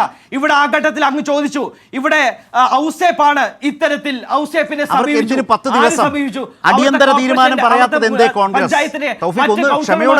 എന്നാണ് പറയുന്നത്. തൗഫീഖ്, നിങ്ങൾക്ക് എന്തുകൊണ്ട് അടിയന്തരമായി ഇടപെടാൻ കഴിയാതെ 10 ദിവസം കൊടുക്കുന്നു? അത് തന്നെ സംശയാസ്പദമാണ്. അതുപോലെ തന്നെ വിപ്പ് കൊടുത്തിരുന്നോ? പഞ്ചായത്ത് സെക്രട്ടറിക്ക് കോൺഗ്രസിന്റെ വിപ്പ് കൊടുത്തിരുന്നോ? രാജിക്കത്തിയ അംഗങ്ങൾ, ഇതിനൊക്കെയല്ലേ നിങ്ങൾ മറുപടി പറയേണ്ടത്? അതിനാൽ ചോദ്യങ്ങൾ സ്പെസിഫിക് ആണ്, ഉത്തരം സ്പെസിഫിക് ആയാൽ മതി. അതെന്തുമാകാം, നിങ്ങളുടെ സൗകര്യമാണത്. ഒരു സംശയം വേണ്ട ശരത്തിന് ആശങ്ക വേണ്ട. ഇവിടെ ജില്ലാ കോൺഗ്രസ് കമ്മിറ്റി അടക്കം അക്കാര്യത്തിൽ വ്യക്തത വരുത്തിയിട്ടുണ്ട്. ഇനി ശരത്തിലേക്ക് വരാം. അതായത് ഈ 10 ദിവസം എന്തിനാണ് സമയം കൊടുത്തതാണ് ശരത്തിന്റെ ചോദ്യം. ശരത്തെ, ഞാൻ അതിനേക്കാണ് ഉത്തരം പറഞ്ഞത്. ഇവിടെ ശരത്ത് വളരെ കൃത്യമായി ചോദിച്ചു. അതിനു മുമ്പ് ഈ ഔസേപ്പിന്റെ കാര്യം ചോദിക്കുന്ന സാഹചര്യം ഉണ്ടായി. ഇവിടെ 10 ദിവസം സമയം ചോദിച്ച വിഷയം 1, ഔസേപ്പിന്റെ കാര്യം, ഔസേപ്പിന്റെ സമീപിച്ച കാര്യം 2, വിപ്പ് കൊടുത്തിട്ടുണ്ടോ എന്നുള്ളത് 3. ഇതാണെങ്കിൽ എന്റെ ഓരോന്നിനായി ചോദ്യം വരാം. അതായത് ഈ 10 ദിവസം സമയം കൊടുത്ത് ബഹുമാനപ്പെട്ട KPC പ്രസിഡന്റ് അടക്കം വ്യക്തമാക്കിയിട്ടുണ്ട്. അവിടെ കോൺഗ്രസ് വളരെ കൃത്യമായിട്ടുള്ള നിലപാട് സ്വീകരിച്ചിട്ടുണ്ട്. ഇവർക്ക് തെറ്റ് തിരുത്താൻ, ഇല്ലെങ്കിൽ അവർ ഒരിക്കലും ഭാരതീയ ജനതാ പാർട്ടിയിൽ പോയി സമീപിക്കുന്ന ഒരു സാഹചര്യം ഉണ്ടായിട്ടില്ല. അതുകൊണ്ട് തന്നെ അവർ തെറ്റ് തിരുത്തേണ്ട സാഹചര്യമില്ല. അവർ സ്വാഭാവികമായിട്ട് എന്താണ് ഇത്തരത്തിൽ ഈ പിന്തുണ, അതായത് ഭാരതീയ ജനതാ പാർട്ടിയുടെ പിന്തുണയോടുകൂടി ലഭിച്ച പഞ്ചായത്ത് ഭരണം, ആ പഞ്ചായത്ത് ഭരണത്തിൽ നിന്ന് രാജിവെക്കുന്ന സാഹചര്യം പിന്മാറുന്ന ഒരു സാഹചര്യമാണ് 10 ദിവസം വേണോ? അങ്ങനെയെങ്കിൽ സ്വാഭാവികമായിട്ടും ആ ഘട്ടത്തിൽ അതിനാണ് 10 ദിവസം സമയം ഉണ്ടായത്. അതിനിപ്പുറത്തേക്ക് ഒരു രാഷ്ട്രീയമായ വലിയ തെറ്റ് സംഭവിച്ചാൽ അടിയന്തരമായിട്ടല്ലേ കട്ട് ഓഫ് ഡേറ്റ് ഞങ്ങൾ സമയം കൊടുത്തു ഞങ്ങൾ അവർക്ക് കൃത്യമായിട്ടുള്ള അവരെ കൺവിൻസ് ചെയ്ത് അവരുടെ തെറ്റ് ബോധ്യപ്പെടുത്തി അവരോട് ആവശ്യപ്പെട്ടിട്ടുണ്ട്. ഇനി വളരെ കൃത്യമായി കൈരളിയുടെ ചാനൽ ഫ്ലോറിൽ തന്നെ വളരെ കൃത്യമായി ഉത്തരവാദിത്ത ബോധത്തോടുകൂടി പറയുന്നു അവർക്ക് കൃത്യമായി ഏതെങ്കിലും തരത്തിൽ പിശക് പറ്റിയിട്ടുണ്ടെങ്കിൽ അവർ ഈ സഖ്യം തുടരാനാണ് തീരുമാനമെങ്കിൽ, സഖ്യമല്ല BJP പിന്തുണയോടുകൂടി തുടരാനാണ് തീരുമാനമെങ്കിൽ അവർക്കെതിരെ കൃത്യമായി സംഘടനാ തലത്തിൽ അച്ചടക്ക നടപടി അതിനൊരു പ്രസക്തമായ ചോദ്യമാണിത്. ആളുകൾക്ക് കേൾക്കാൻ താല്പര്യമുള്ളതാണ്. വിപ്പ് കൊടുത്തിരുന്നോ? ഔസേപ്പിനെ കണ്ടു. അല്ല, ഞാൻ അതിലേക്കാണ് മൂന്നാമത്തെ ചോദ്യമാണ് വിപ്പ് കൊടുത്തിരുന്ന ചോദ്യത്തിലേക്ക്. അതായത് രണ്ടാമത്തെ കാര്യം ശരത്തെ, ഈ ഔസേപ്പിന്റെ കാര്യം ആരാണ് വ്യക്തമാക്കിയത്? ഇന്ന് വാർത്താ സമ്മേളനം നടത്തിക്കൊണ്ട് ഔസേപ്പ് തന്നെയാണ് വ്യക്തമാക്കുന്ന സാഹചര്യം ഉണ്ടായത്. ഈ ഔസേപ്പ് ആരാണ്? ഈ ഔസേപ്പ് എന്ന് പറയുന്നത് ജനവിധി അട്ടിമറിക്കാൻ CPM നൽകിയ ലക്ഷങ്ങൾ ആ ബൈപ്പാസിംഗിന്റെ ഭാഗമായ വക്താവാണ്.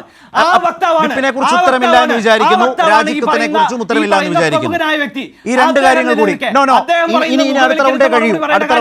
ഇനി സംഘടന ഞാൻ വരാം അടുത്ത റൗണ്ട്. കാരണം ഇതിൽ കൂടുതൽ നമുക്ക് ഇത്രയും സമയത്തിൽ നിന്ന് നിങ്ങൾക്കെതിരെ ഉയർന്ന ചോദ്യങ്ങളിലേക്ക് ക്യുക്കായിട്ട് വരിക എന്നുള്ള നിങ്ങളുടെ മാത്രം ഉത്തരവാദിത്വമാണ്. ശ്രീ അനിൽകുമാർ, താങ്കൾ ഉന്നയിച്ച ചോദ്യങ്ങൾക്ക് തൃപ്തികരമായ മറുപടിയുണ്ട്. പക്ഷേ ആ 10 ദിവസം എന്നുള്ളത് ഒരു രാഷ്ട്രീയ പാർട്ടിയെ സംബന്ധിച്ച്, പ്രത്യേകിച്ച് കോൺഗ്രസിനെ പോലൊരു പാർട്ടിയെ സംബന്ധിച്ച്, അവർക്ക് വീണ്ടും വിചാരം നടത്താനും ആ സഹകരണം ഒഴിവാക്കി കോൺഗ്രസിലേക്ക് വരാനും കോൺഗ്രസിൻ്റെ ഒരു ജനാധിപത്യ രീതി വെച്ച് പോട്ടെ ഒരു 10 ദിവസം എന്നുള്ളത് എന്തുകൊണ്ട് ഒരു അനുവദിച്ചു കൊടുത്തുകൂടാ? അപ്പോഴും വിപ്പിൻ്റെ കാര്യവും രാജിക്കത്തും ഒക്കെ അവിടെ നിൽക്കുന്നുണ്ട്. ഞാൻ ചോദിക്കാൻ വരുന്നൊരു കാര്യം, പ്രതിപക്ഷ നേതാവ് ഈ 13-ാം തീയതി വോട്ടെണ്ണൽ ദിവസം UDFൻ്റെ മുന്നേറ്റത്തിൻ്റെ ദിവസം വാർത്താ സമ്മേളനത്തിൽ പറഞ്ഞൊരു കാര്യമുണ്ട്. UDF ഒരു രാഷ്ട്രീയ മുന്നണി മാത്രമല്ല, അതിന് ഒരു അതൊരു സാമുദായിക കൂട്ടായ്മ കൂടിയാണ്. ആ അർത്ഥത്തിലൊരു വിശദീകരണം അദ്ദേഹം നടത്തുകയുണ്ടായി. അതിന് ഇത്ര വിപുലമായൊരു ധാരണയോ ഇത്ര വിപുലമായൊരു ഒരു നീക്കുപോക്കിൻ്റെയോ ഇടപെടലിൻ്റെയോ സംവിധാനമുണ്ട് എന്ന് അന്ന് തോന്നാതിരിക്കുകയും ഇന്ന് VD സതീശൻ പറഞ്ഞതിൻ്റെ അർത്ഥം എന്താണ് എന്ന് മലയാളിക്ക് കുറെ കൂടി മനസ്സിലാകുന്ന വിധത്തിൽ കാര്യങ്ങൾ നിൽക്കുകയാണോ?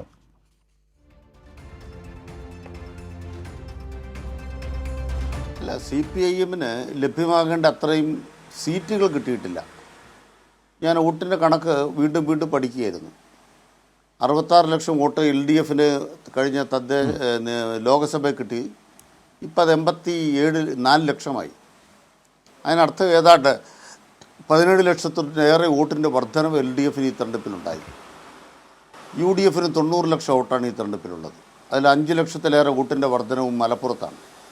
ഇപ്പോൾ കേരളത്തിലെ മറ്റ് ജില്ലകൾ നോക്കിക്കഴിഞ്ഞാൽ UDF-ന് വല്ലാണ്ട് വോട്ട് വർധനവില്ല. പല ജില്ലകളിലും LDF-നാണ് കൂടുതൽ വോട്ട്. എന്നിട്ടും എന്തുകൊണ്ട് സീറ്റ് കുറഞ്ഞു?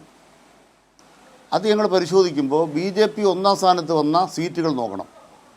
BJP 1-ാം സ്ഥാനത്ത് വന്ന സീറ്റുകളിൽ എങ്ങനെയാണ് UDF 3-ാം സ്ഥാനത്തായത്?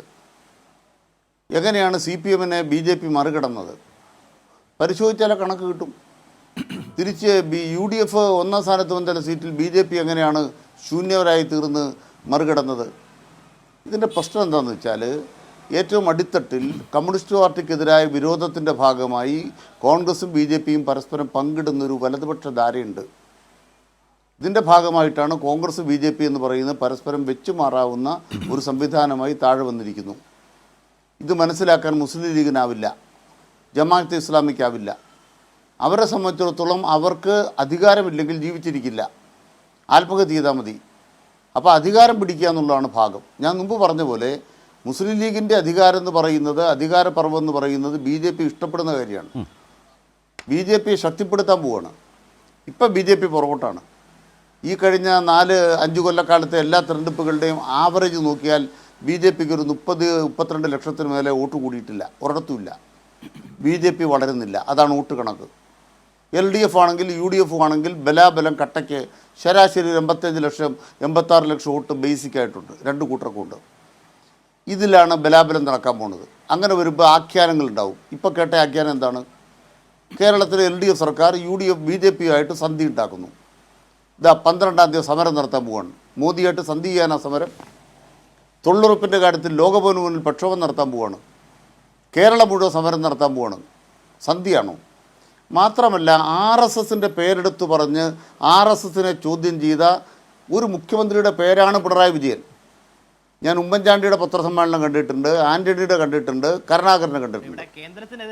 ബഹുമാനപ്പെട്ട കോൺഗ്രസിന്റെ പ്രതിനിധിയോട് ഞാൻ അപേക്ഷിക്കുന്നു, നിങ്ങളുടെ ഏതെങ്കിലും ഒരു മുഖ്യമന്ത്രി RSSനെ നേരിട്ട് പേര് പിണറായി വിജയൻ എന്നാണ്.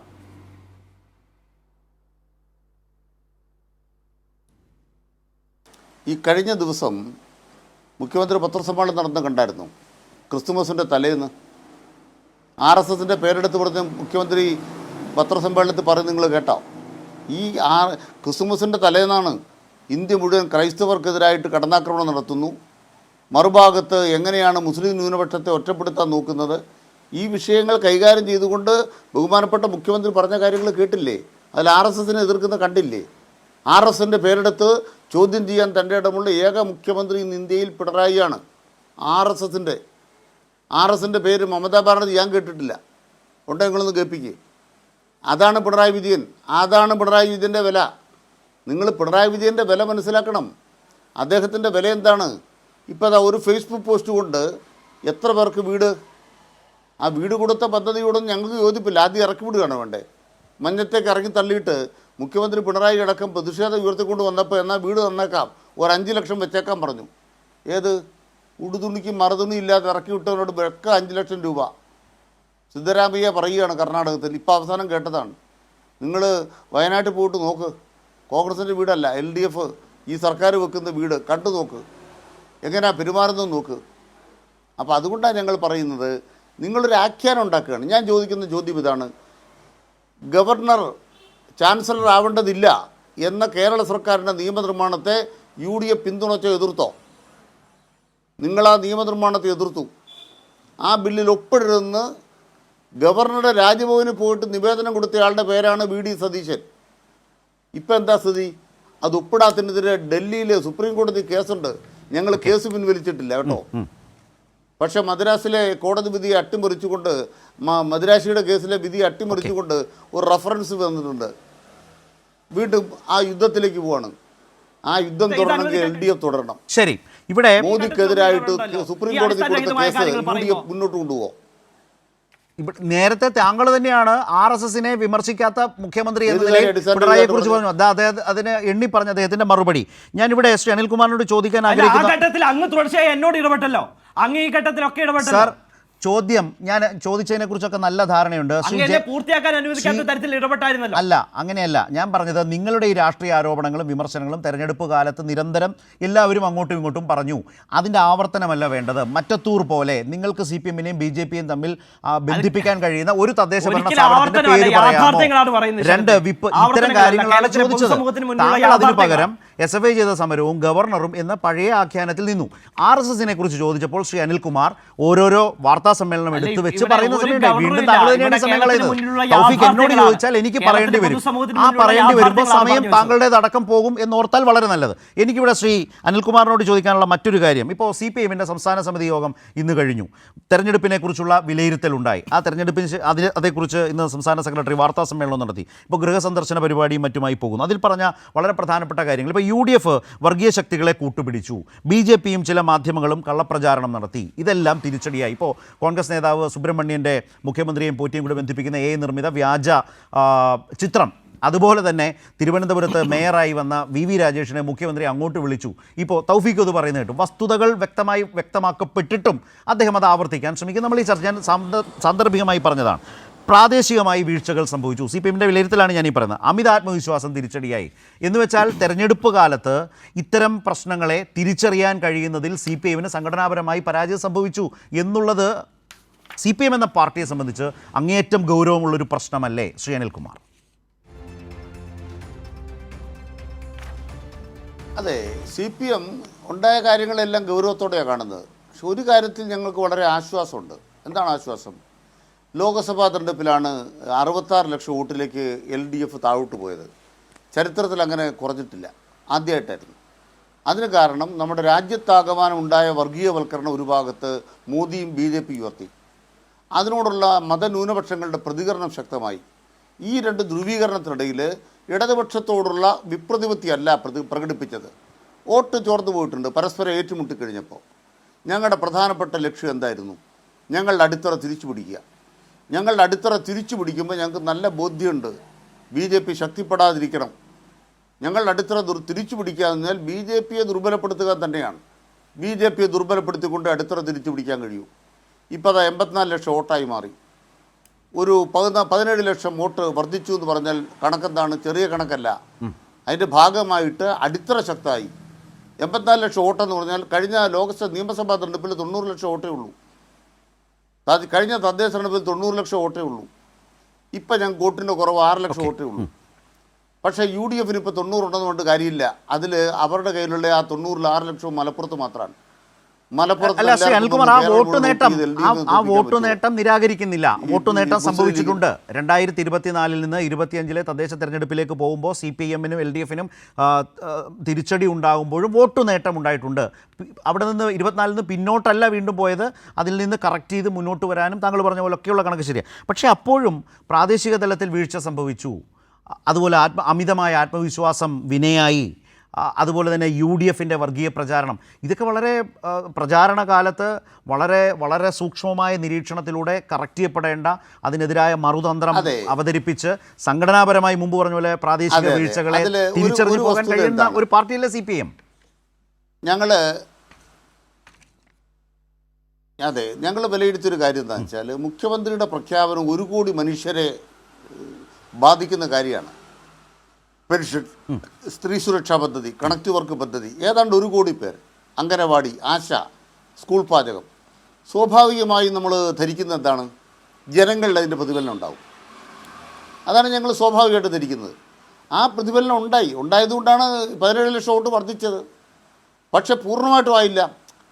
ആ പ്രതിഫലനം പൂർണ്ണമായിരുന്നെങ്കിൽ പഴയ 90 കിട്ടിയേനെ. ഒരു 6 ലക്ഷം വോട്ടിൻ്റെ കുറവേ ഉള്ളൂ. ആ കുറവിന് കാരണം എന്താണ്? ഞങ്ങൾ പരിശോധിച്ചപ്പോൾ കണ്ടതെന്ന് വെച്ചാൽ മതന്യൂനപക്ഷങ്ങളാകെ UDFൻ്റെ പിന്നാലെ പോയിട്ടില്ല. അതാണ് കണക്ക്. പാലാ മണ്ഡലത്തിൽ LDFന് ലീഡാണ്. ഇന്നത്തെ ദി ഹിന്ദു ദിനപത്രം റിപ്പോർട്ട് ചെയ്തിട്ടുണ്ട്. കോട്ടയം ജില്ലയിലെ UDFന് തദ്ദേശ സ്ഥാപനങ്ങളിൽ എണ്ണം കൂടിയിട്ടുണ്ട്. പക്ഷെ കംഫർട്ടബിൾ അല്ല. അതിന് കാരണം 3 സീറ്റിൽ തന്നെ ഇപ്പോഴാണ് LDFന് ലീഡുണ്ട്. ഹിന്ദു എന്ന് റിപ്പോർട്ട് ചെയ്തിട്ടുണ്ട്. ബാക്കി സീറ്റുകളുടെ സ്ഥിതി എന്താ? നാമമാത്ര ഭൂരിപക്ഷമേ അവർക്കുള്ളൂ. അതിനർത്ഥം എന്താണ് കാണിക്കുന്നത്? പാലായിൽ LDFന് ഭൂരിപക്ഷം കിട്ടിയാൽ അതിനർത്ഥം എന്താണെന്ന് വെച്ചാൽ മതന്യൂനപക്ഷം LDFന് വോട്ട് ചെയ്യുന്നുണ്ട്. എന്നാൽ അത് പൂർണ്ണ വിജയത്തിലേക്ക് എത്തിക്കാൻ തക്കമുള്ള വോട്ട് വന്നിട്ടില്ല. എന്താണ് വരാത്തത്? അതിനൊരു കാരണമുണ്ട്. കാരണം എന്താണ്? നമ്മുടെ നാട്ടിൽ ഉയർന്നു വന്നിട്ടുള്ള മാധ്യമങ്ങൾ ഇടതുപക്ഷത്തിനെതിരെ നിർമ്മിക്കുന്ന നുണകൾ. ഇപ്പോൾ ഒരു ആഖ്യാനം ഉണ്ടല്ലോ, പിണറായി വിജയൻ കേന്ദ്രവുമായിട്ട് സന്ധി ചെയ്യുന്നു എന്നുള്ളത് ഇപ്പോൾ ഇവിടെ പറഞ്ഞൊരു ആഖ്യാനമാണ്. ഈ ആഖ്യാനത്തിന് പറ്റുന്ന നുണ നിർമ്മിക്കും. എങ്ങനെയാണ് നുണ നിർമ്മിച്ചത്? മനോരമ തന്നെ പറഞ്ഞു രാജേഷിനെ മുഖ്യമന്ത്രി അഭിനന്ദിച്ചു. അപ്പം തന്നെ VT ബൽറാം പറഞ്ഞു ബാക്കി ഒരു 4 മേയർമാരുണ്ട്, അവരെന്താ അഭിനന്ദിക്കാത്തത്? അപ്പം നുണ നിർമ്മിക്കപ്പെട്ട് കഴിഞ്ഞു. ഇത് തിരുത്തി കഴിയുമ്പം ആഖ്യാനം അവിടെ സ്ഥാപിക്കപ്പെടുകയാണ്. ഇങ്ങനെ UDF ഉണ്ടാക്കുന്ന ആഖ്യാനം സ്ഥാപിക്കുകയോ മാധ്യമങ്ങൾ ആഖ്യാനം നിർമ്മിക്കുകയോ ചെയ്യുന്നൊരു കേരളത്തിൽ ഇപ്പോൾ ഈ തടസ്സങ്ങളൊക്കെ വന്നിട്ടുണ്ട്. മറികടക്കാനാകും എന്ന ആത്മവിശ്വാസമാണ് ഞാൻ ശ്രീ ജയചന്ദ്രനിലേക്ക് വരുന്നതിന് മുമ്പ് തൗഫീഖ് കൈ ഉയർത്തിയതുകൊണ്ട് അദ്ദേഹത്തോട് വിയോജിച്ചുകൊണ്ട് ചുരുക്കത്തിൽ എന്താണ് പറയാനുള്ളത്? അതിനുശേഷം അടുത്ത റൗണ്ടിൽ താങ്കളിലേക്ക് വരാം. എന്താണ് ചുരുക്കത്തിൽ അദ്ദേഹം പറഞ്ഞതിനോട്? അതായത് ശരത്ത് 2 കാര്യങ്ങൾ. അതായത് ഈ വിപ്പിന്റെ കാര്യത്തിലടക്കം അവിടെ വളരെ കൃത്യമായിട്ട് ശരത്ത് ചോദിച്ചല്ലോ. അതിലേക്ക് വരുമ്പോഴാണ് ശരത്ത് ഇടപെട്ടത്. അതായത് അവിടെ വളരെ കൃത്യമായിട്ട് വിപ്പ് കൊടുത്തിട്ടുണ്ട്. ആരാണ് വിപ്പ് കൊടുത്തത്? പാർട്ടി മണ്ഡലം പ്രസിഡന്റ് ആയിട്ടുള്ള ഷാഫി കല്ലുപറമ്പിൽ എന്ന് പറയുന്ന വ്യക്തി. അദ്ദേഹം കൃത്യമായ തരത്തിൽ ഈ 8 പേർക്കും വിപ്പ് കൊടുത്തിട്ടുണ്ട്. അങ്ങേക്ക് പരിശോധിക്കാം. എങ്കിൽ അങ്ങ് സ്വാഭാവികമായിട്ട് അങ്ങ് ചോദിക്കും, അങ്ങനെയെങ്കിൽ ഞാൻ എൻ്റെ വളരെ സിമ്പിളായിട്ടുള്ള ചോദ്യം ചോദിക്കാനുള്ളത്, ഇവിടെ BJPയുമായി ഞങ്ങൾ ഏതെങ്കിലും തരത്തിൽ സഖ്യത്തിൽ ഏർപ്പെട്ടു എന്നുണ്ടെങ്കിൽ അവിടുത്തെ പഞ്ചായത്ത് പ്രസിഡന്റ് പേര് ടെസ് ജോസ് എന്നുള്ളതാണ്. UDF-മായി മത്സരിച്ച വ്യക്തിയാണ്. പഞ്ചായത്ത് വൈസ് പ്രസിഡന്റ് പേര് നൂർജഹാൻ നവാസാണ്. അത് UDF നേതാവാണ്, കോൺഗ്രസ്സുകാരിയാണ്. സ്വാഭാവികമായിട്ടും അങ്ങനെയെങ്കിൽ ഇവിടെ BJPക്ക് എന്ത് നേട്ടമാണ് ഉണ്ടായത്? BJPക്ക് ഒരു നേട്ടവും ഉണ്ടായിട്ടില്ല. അപ്പോൾ സ്വാഭാവികമായിട്ടും ഇവിടെ വളരെ കൃത്യമാണ്, ഞങ്ങൾ ഒരു തരത്തിലുമുള്ള ഡീലിന് മുതിർന്നിട്ടില്ല. ഇനി അപ്പുറത്തേക്ക് ബഹുമാനപ്പെട്ട ശ്രീ അനിൽകുമാർ പറഞ്ഞ ഒരു കാര്യത്തിനും കൂടി ഉത്തരം പറഞ്ഞ ശേഷം ബഹുമാനപ്പെട്ട ജയചന്ദ്രനിലേക്ക് പോകാം. അതായത് ഇവിടെ ഗൃഹസന്ദർശന പരിപാടി നടത്തുന്നു. എൻ്റെ വളരെ സിമ്പിൾ ആയിട്ടുള്ള ചോദ്യം, സാർ, ഇവിടെ ഭരണവിരുദ്ധ വികാരമില്ലെന്ന് പറയുന്ന CPM-ന്റെ സംസ്ഥാന സെക്രട്ടറി എന്തിനാണ് ഗൃഹസമ്പർക്ക പരിപാടി പോലുള്ള പരിപാടികൾ എന്തിനാണ് നടത്തുന്നത്? സ്വാഭാവികമായിട്ട് വ്യക്തമാണ്. വ്യക്തമാണ്. എന്താണ്? ഇവിടെ സംസ്ഥാനത്തിനകത്ത് വളരെ കൃത്യമായ തരത്തിൽ ഭരണവിരുദ്ധ വികാരം ഉണ്ടായിട്ടുണ്ട്. ഇവിടെ മീഡിയ അജണ്ട, ഏതാണ്ട് മാധ്യമങ്ങൾ കൂട്ടുപിടിച്ച് അജണ്ട ഉണ്ടാക്കി എന്ന് പറയുന്നു. എൻ്റെ ചോദ്യം ഇതാണ്, ഈ CPM അജണ്ടയ്ക്കെതിരെ മാധ്യമങ്ങൾ വാർത്ത നൽകിയിട്ടുള്ളതാണ്. എന്താണ് മാധ്യമങ്ങൾ നൽകിയ വാർത്ത? ശബരിമലയെ കൊള്ളയടിക്ക് കൂട്ടുനിൽക്കുകയും ചെയ്യുന്ന CPM നേതാക്കളെ പ്രൊട്ടക്ട് ചെയ്യുന്ന തരത്തിലുള്ള വാർത്ത നൽകിയാൽ അതോടെ CPM-നെതിരായി മാധ്യമ വിചാരണയാണ്, മാധ്യമ അജണ്ടയാണ് എന്നുള്ള നിലപാടും ശരിയല്ല. ഈ രണ്ട് കാര്യങ്ങൾ ചൂണ്ടിക്കാട്ടിക്കാനാണ് ആഗ്രഹിച്ചത്. ഞാൻ ശ്രീ ജയചന്ദ്രൻ ഇതുപോലെ തന്നെ ഒന്ന് ചുരുക്കി ശ്രീ അനിൽകുമാറിന് ഒരു വിശദീകരണം ഉണ്ടെങ്കിലാകാം, അത് ഞാൻ വരാം. അതായത് ഗൃഹസന്ദർശനം എന്ന് പറയുന്നത് ഭരണവിരുദ്ധ വികാരവും തിരിച്ചടിയും ആ നിലയ്ക്കും സംഭവിച്ചതുകൊണ്ടുകൂടിയല്ലേ വീട് കയറി ഇറങ്ങാൻ CPM ഇപ്പോൾ നിർബന്ധിതമായിരിക്കുന്നത്. അതാണ് അദ്ദേഹം പറഞ്ഞതിൽ ഒരു വർഷം.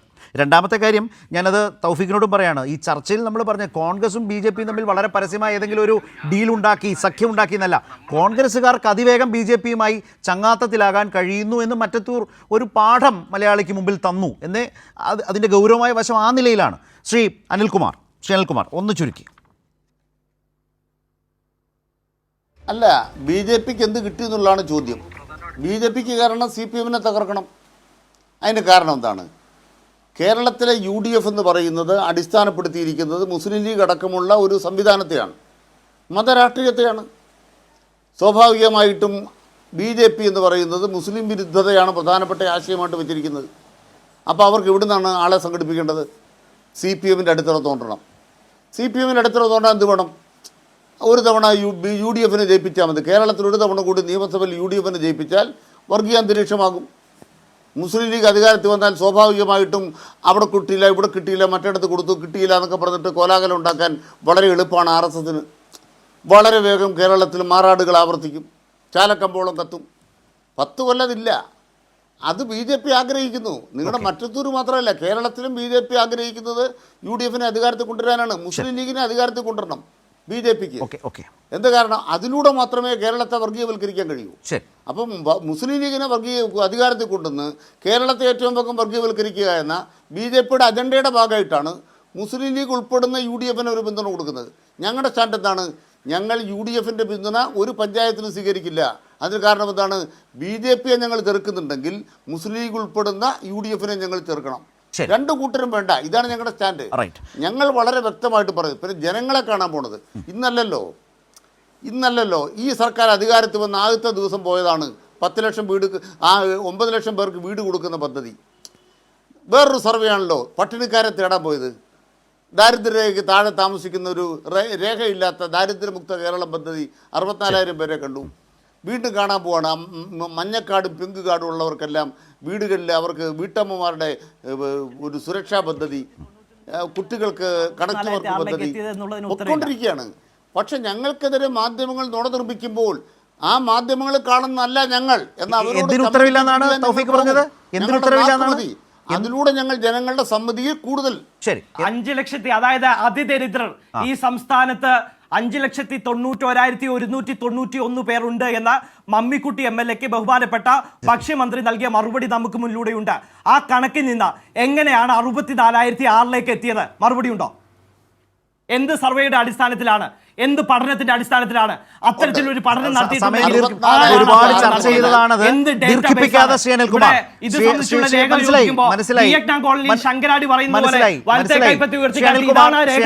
ദീർഘിപ്പിക്കേണ്ട. നമ്മൾ ഒരുപാട് ചർച്ച ചെയ്താണ്. കേരളത്തിന് ഒരു നല്ല ബോധ്യം അതേക്കൊണ്ട് നല്ല കാര്യങ്ങൾ നടക്കട്ടെ. പക്ഷേ പ്രതിപക്ഷത്തിന് അതിനോട് യോജിക്കാൻ കഴിയില്ല. സോറി ശ്രീ ജയചന്ദ്രൻ, ഞാൻ വരാം. 64,006 എന്ന് പറഞ്ഞാൽ റേഷൻ കടയിൽ പോകാൻ മാർഗ്ഗമില്ലാത്തവരാ, സ്വന്തമായിട്ട് ഭക്ഷണം ഉണ്ടാക്കാൻ മാർഗ്ഗമില്ലാത്തവരാ, സ്വന്തമായി വരുമാനം ഇല്ലാത്തവരാണ്, സ്വന്തമായി വീടില്ലാത്തവരാണ്, സ്വന്തമായി റേഷൻ കാർഡ് ഇല്ലാത്തവരാണ്, പുറമ്പോക്ക് താമസിക്കുന്നവർ, ഒരു മാർഗ്ഗമില്ലാത്ത 64,006 പേരെ കണ്ടെത്തി. അതല്ല 5.4 ലക്ഷം. അത് ശ്രീ ജയചന്ദ്രനിലേക്ക് വരികയാണ്. ശ്രീ ജയചന്ദ്രൻ, ഇതിലൊരു പ്രധാനപ്പെട്ട കാര്യം, ഇപ്പോൾ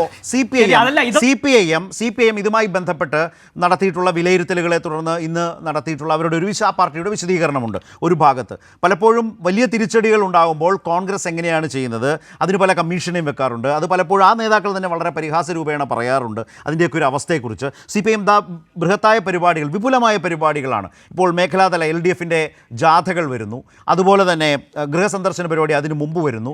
കേന്ദ്രത്തിനെതിരായ സമരം, സത്യഗ്രഹ സമരത്തിലേക്ക് മുഖ്യമന്ത്രി അടക്കം പങ്കാളിയായി കൊണ്ടുവരാൻ പോകുന്നു. അതായത് വരാൻ പോകുന്ന മാസം, 2 മാസം എന്ന് പറയുന്നത് വളരെ പ്രധാനപ്പെട്ട നിലയിൽ രാഷ്ട്രീയമായി കേരളത്തിൽ ആ നിലയിൽ മുന്നോട്ട് കൊണ്ടുപോകാൻ CPM. ഇതിനിടയിൽ ഈ കർണാടക സർക്കാർ വലിയ തോതിൽ ബുൾഡോസർ രാജിനെ ഏറ്റെടുത്തത് കേരളത്തിലെ കോൺഗ്രസിന് വലിയ തിരിച്ചടിയായി മാറിയിട്ടുണ്ട്. പ്രത്യേകിച്ച് മുഖ്യമന്ത്രി പിണറായിയുടെ ഒരു ഇടപെടൽ വന്നപ്പോൾ ഇപ്പോൾ അവർക്ക് സിദ്ധാരാമയ്യ സർക്കാരിന് പുനരധിവാസത്തിലേക്ക് പോകാൻ നിർബന്ധിതമായല്ലോ. അപ്പോൾ ഇതും കേരളത്തിലെ കോൺഗ്രസിനെ ബാധിക്കുന്ന ഒരു വിഷയമാണോ?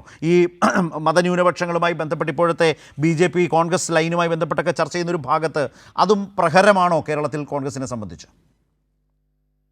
2 കാര്യങ്ങളാണ് ശ്രീ ജയചന്ദ്രൻ. ഹലോ, കേൾക്കുന്നുണ്ടോ? ഉണ്ട്, പറഞ്ഞോളൂ.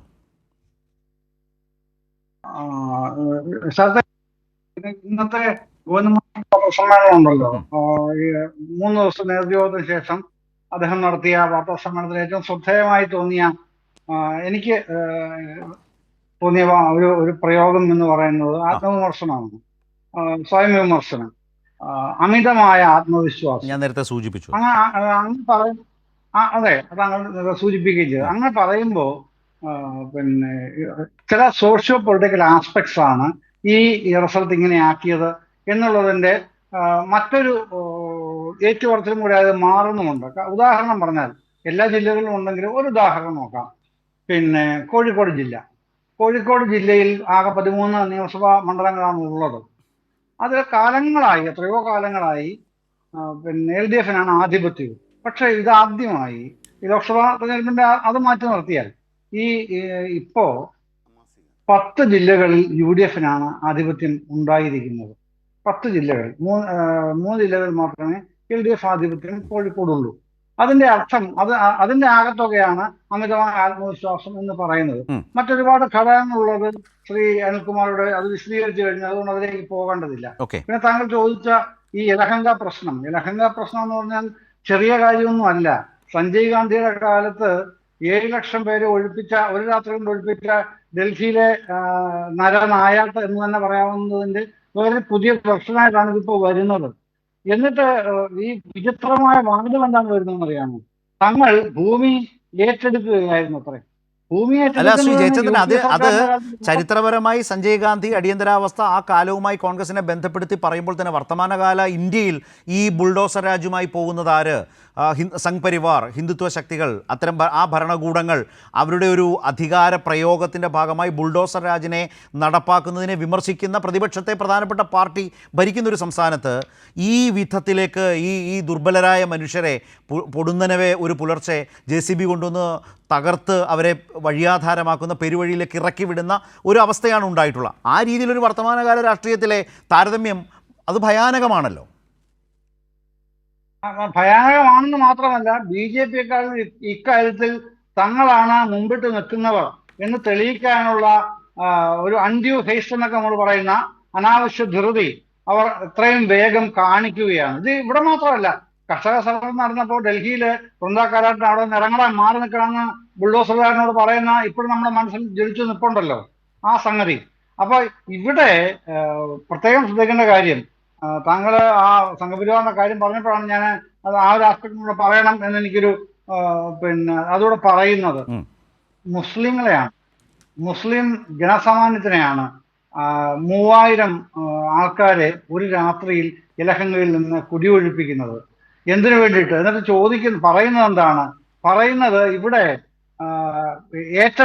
ഭൂമി ഏറ്റെടുക്കൽ എത്ര വൃത്തികെട്ട വർത്തമാനമാണ് ഈ കോൺഗ്രസിന്റെ ഉപമുഖ്യമന്ത്രി DK ശിവകുമാർ അടക്കം പറയുന്നത്.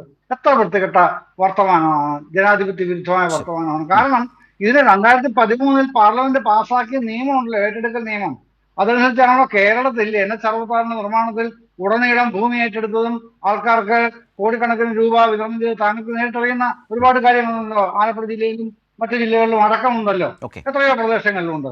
അതാണ് ഏറ്റെടുക്കൽ നിയമം. അതാണ് ഇവിടെ. അതാണ് ഇത്. രാത്രി ഒറ്റയടി കുടിയൊഴിപ്പിക്കാൻ നിരാധാരരാക്കുകയാണ്, വസ്തുവും വീടുവരെ ഉപേക്ഷിച്ച് വെക്കാൻ ആവശ്യപ്പെടുകയാണ്. അതാണ് ആ ബുൾഡോസർ രാജ് ചോദ്യം ചെയ്തപ്പോ അവസാനം തല കുനിക്കേണ്ടി വന്നു.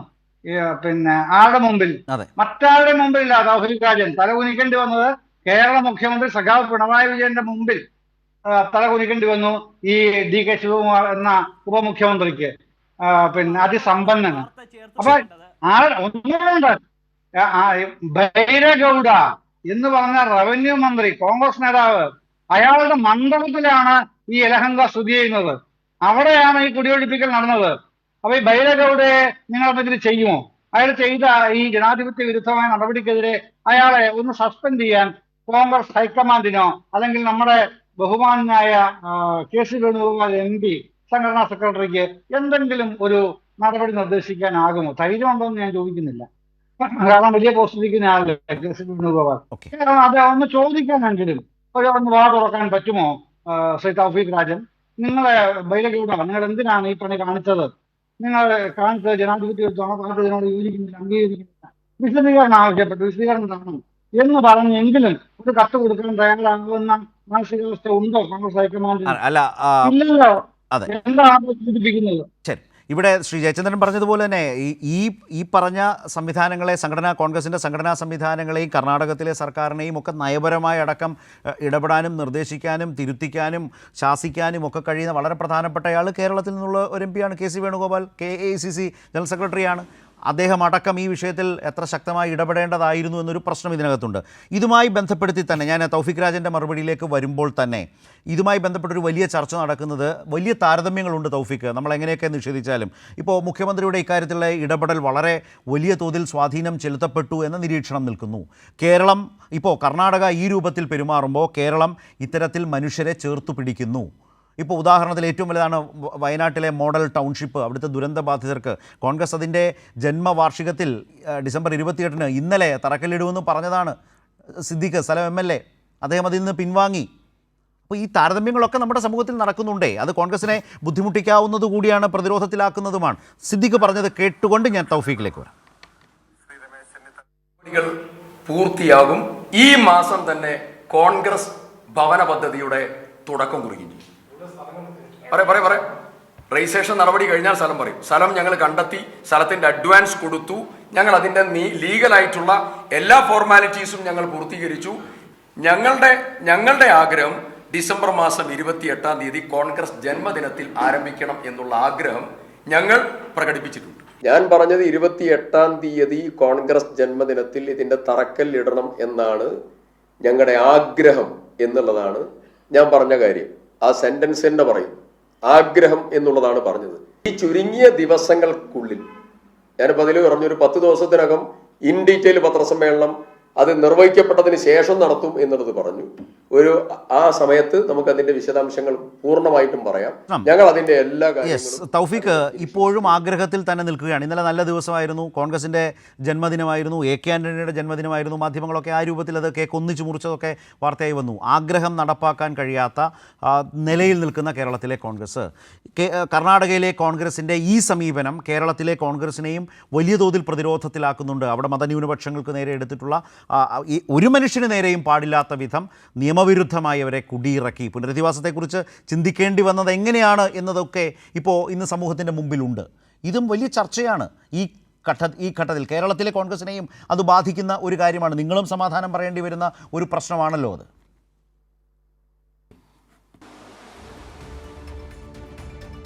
ഇവിടെ ശരത്ത് ഇത് പറയുമ്പോഴാണ് ഈ കർണാടകയിലെ ബുൾഡോസർ രാജുമായി ബന്ധപ്പെട്ട, ഇല്ലെങ്കിൽ നിങ്ങൾ പേര് നൽകിയിരിക്കുന്ന ഈ കർണാടകയിലെ ബുൾഡോസർ രാജ്, ഇതിൽ അതുമായി ബന്ധപ്പെട്ട ഒരു വാർത്ത വരുന്നത്. ആ വാർത്തയുടെ വ്യക്തത അനുസരിച്ച് കേരളത്തിൽ നിന്നുള്ള നേതാക്കളുടെ ഇടപെടലിനെ സ്വാഭാവികമായിട്ടും കർണാടകയിലെ മാധ്യമങ്ങൾ, ഇല്ലെങ്കിൽ കർണാടകയിലെ CPM നേതൃത്വം തള്ളി പറഞ്ഞുകൊണ്ടുള്ള വാർത്തകളടക്കം നമുക്ക് മുന്നിലൂടെയുണ്ട്. അതിനോടൊപ്പം തന്നെ അവരുടെ പ്രസ്താവന വന്നു. CPIM കർണാടക സംസ്ഥാന കമ്മിറ്റിയുടെ പ്രസ്താവന ഇന്ന് പുറത്തു വന്നു. ആ മാധ്യമ വാർത്തകൾ തെറ്റാണ്. അത് ശരിയല്ലെങ്കിൽ പറഞ്ഞോളൂ. ശരി അത് അങ്ങ് പറയുന്നത് വാദത്തിന് വേണ്ടി ശരിവെച്ചാൽ, അതിനപ്പുറത്തേക്ക് അങ്ങ് പറയുന്നത് വാദത്തിന് വേണ്ടി അങ്ങ് പറയുന്നതും ബഹുമാനപ്പെട്ട CPM സംസ്ഥാന സെക്രട്ടറി, കേരളത്തിലെ CPM സംസ്ഥാന സെക്രട്ടറി പറഞ്ഞതും വാദത്തിന് വേണ്ടി ശരിവെച്ചാൽ, അതിനപ്പുറത്തേക്ക് ഞാൻ പറയുന്നു, അവിടെ ബഹുമാനപ്പെട്ട കർണാടകയുടെ ഉപമുഖ്യമന്ത്രി DK ശിവകുമാർ സ്ഥലം സന്ദർശിക്കും. അതുമായി ബന്ധപ്പെട്ട എന്തെങ്കിലും ആശങ്കകളുണ്ടെങ്കിൽ ആ വിഷയത്തിൽ കൃത്യമായ തരത്തിലുള്ള പരിഹാരം കാണുമെന്ന് വ്യക്തമാക്കിയിട്ടുണ്ട്. എല്ലാ ക്രൂരതയും നരനായാട്ടും ഈ പറഞ്ഞ മര്യാദകളും കഴിഞ്ഞിട്ട് അതാണ് പ്രശ്നം. എല്ലാം ചെയ്തു വെച്ച് മാധ്യമങ്ങളിലൂടെ കർണാടകയിൽ കോൺഗ്രസ് പറഞ്ഞു പറ്റുന്നില്ല. എന്താണ് ശ്രീ ജയചന്ദ്രൻ? കർണാടകയിലെ ജനങ്ങൾ അല്ല, തൗഫീഖിനോട് ഒറ്റ സംശയം. ഈ DK ശിവകുമാർ സന്ദർശിക്കുമെന്ന് പറയുന്നത് ഓക്കെ, പക്ഷേ ഇത് കർണാടക സംസ്ഥാന റവന്യൂ മന്ത്രിയുടെ മണ്ഡലത്തിലായി നടന്നത്. എവിക്ഷൻ നടത്തിയ റവന്യൂ ഡിപ്പാർട്ട്മെന്റ് ആണ്. പോയി കാണാനൊന്നുമില്ല, അവർക്കൊക്കെ അറിയാവുന്ന, നല്ല വ്യക്തമായി അറിയാവുന്ന കാര്യമാണെന്നാണ് അദ്ദേഹം പറഞ്ഞത്. റവന്യൂ മന്ത്രിയുടെ മണ്ഡലത്തിൽ തന്നെയാണ് ഇത് ചെയ്തിട്ടുള്ളത്. തൗഫീഖ്, ഇനി DK പ്രത്യേകിച്ച് പോകേണ്ട കാര്യമൊന്നുമില്ല എന്നാണ് പറഞ്ഞത്. അവിടെ ഉത്തരവാദിത്തപ്പെട്ട കർണാടകയുടെ ഉപമുഖ്യമന്ത്രി DK ശിവകുമാർ കൃത്യമായിട്ടുള്ള പരിഹാരം സമൂഹത്തിന് ഏതെങ്കിലും തരത്തിൽ ബുദ്ധിമുട്ടുണ്ടെങ്കിൽ പരിഹരിക്കും.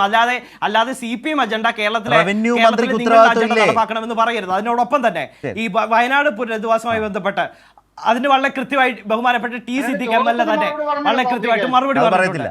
അതെന്താണ് അദ്ദേഹം പറഞ്ഞ മറുപടി? ഈ പദ്ധതി നടപ്പാക്കില്ല. അതായത് വയനാട്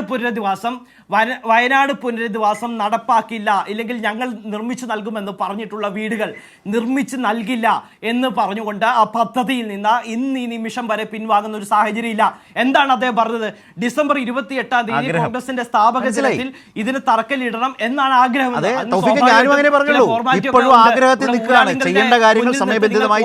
ഉണ്ടാക്കിയേക്കാം. ഇവിടെ ഊരാളിങ്ങളുടെ മുന്നിൽ നിർത്തി നിങ്ങൾ കോടികൾ ലാഭം ഉണ്ടാക്കി അതിന്റെ കമ്മീഷന്റെ പണം നിങ്ങളുടെ അക്കൗണ്ടിലും ധാരാളം ഉണ്ട്. ഉമ്മൻചാണ്ടിയാണ് സാർ ഏറ്റവും കൂടുതൽ കരാറുകൾ അവർക്ക് ടെൻഡർ ഇല്ലാതെ കൊടുത്തത്. കേരളത്തിലെ ജനങ്ങൾക്ക് നൽകിയ വാഗ്ദാനം പാലിക്കില്ല. ടെൻഡർ അനുസരിച്ചാണോ വയനാട് പുനരധിവാസവുമായി ബന്ധപ്പെട്ട് ഏതെങ്കിലും ടെൻഡർ പ്രകാരമാണോ ഈ ഊരാളുങ്കൽ സൊസൈറ്റിക്ക് അവിടെ കൺസ്ട്രക്ഷനുള്ള അനുമതി? ഇവിടുത്തെ ചർച്ചാ വിഷയം അതൊന്നുമല്ല. അതല്ല, നമ്മൾ ഗോൾ പോസ്റ്റ് മാറ്റാൻ നിൽക്കണ്ട. ശ്രീ അനിൽകുമാർ, ഏതായാലും താങ്കളുടെ കൂടി അതാണ് ഒരു ചർച്ചാ വിഷയം. കൈരളിക്ക് അതൊരു ചർച്ചാ വിഷയമല്ല. ചർച്ച ചെയ്ത കാര്യങ്ങളാണ്. വാക്കിൽ നിന്ന് പിന്മാറില്ല. കോൺഗ്രസ് പറഞ്ഞ നിലപാടില്ലാതെ തന്നെ കേരളത്തിൽ ഏറ്റവും അധികം വർക്കുകൾ കൊടുക്കാൻ യോഗ്യമായ സ്ഥാപനമാണ് എന്ന് ആദ്യം അംഗീകരിച്ചയാൾ മുൻ മുഖ്യമന്ത്രി ശ്രീ ഉമ്മൻചാണ്ടി. വന്നത് UDF. തർക്കത്തിനൊന്നും ഞാനില്ല, സമയമില്ലാത്തതുകൊണ്ടാണ്. ശ്രീ അനിൽകുമാർ വേഗത്തിൽ. ശ്രീ അനിൽകുമാർ, ഊരാളുങ്കൽ ലേബർ കോൺട്രാക്ട് സൊസൈറ്റിക്ക് ഇങ്ങനെ ടെൻഡർ വേണ്ടതില്ല എന്ന് ഉത്തരവിറക്കിയ ഉമ്മൻചാണ്ടിയാണ്.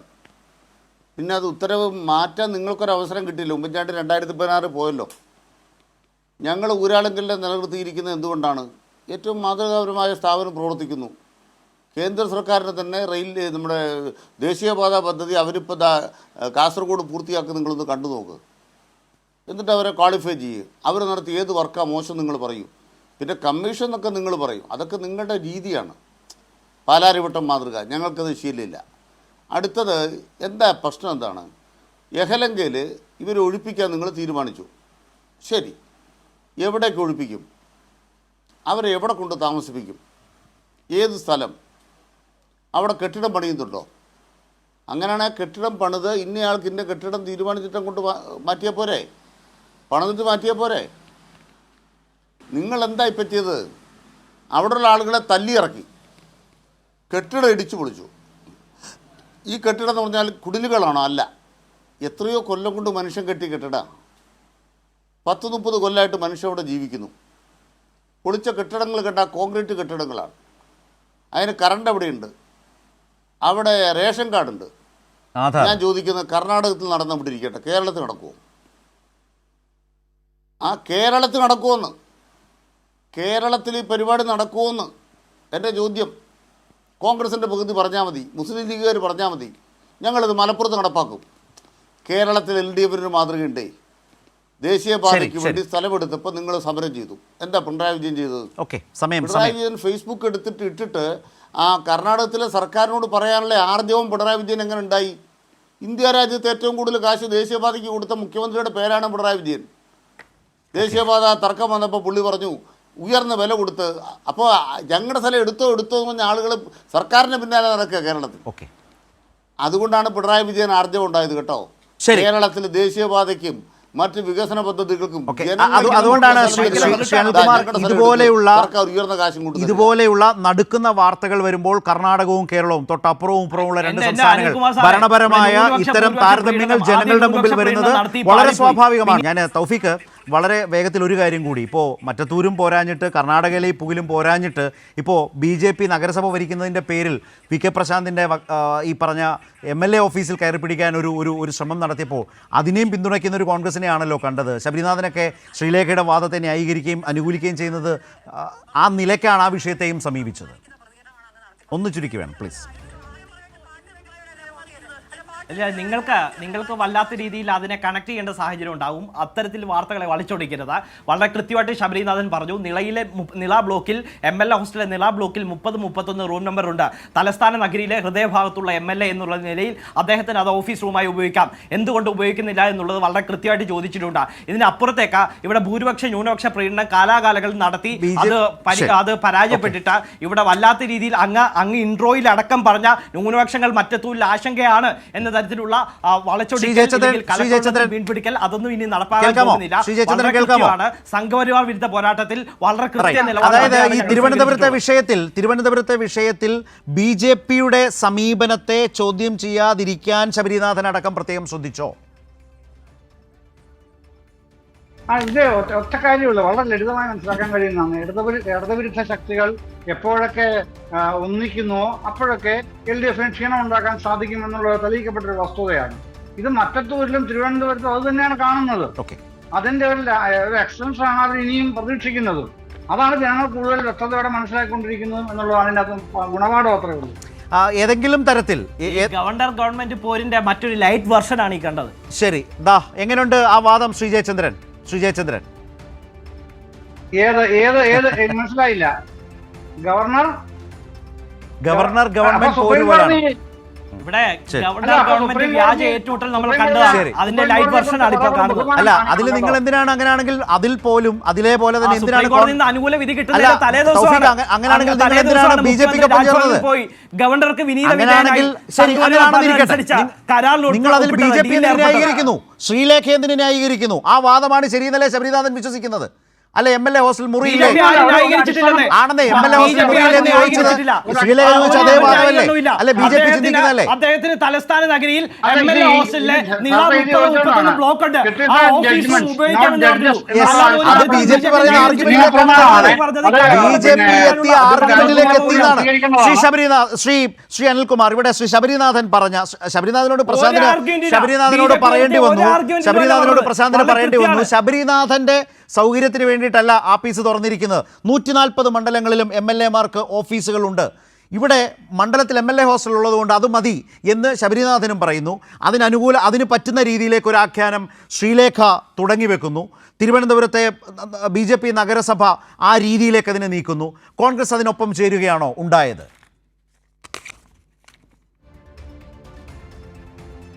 അതെ, 41 വാർഡുകളിൽ 1000-ൽ താഴെ വോട്ടാണ് കോൺഗ്രസ് ഉണ്ടായത്.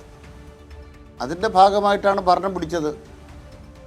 അതിൻ്റെ അന്തർധാര എന്ന് പറയുന്നത് ശബരിനാഥിന് കൂടി ബന്ധമുള്ള അന്തർധാരയാണ്.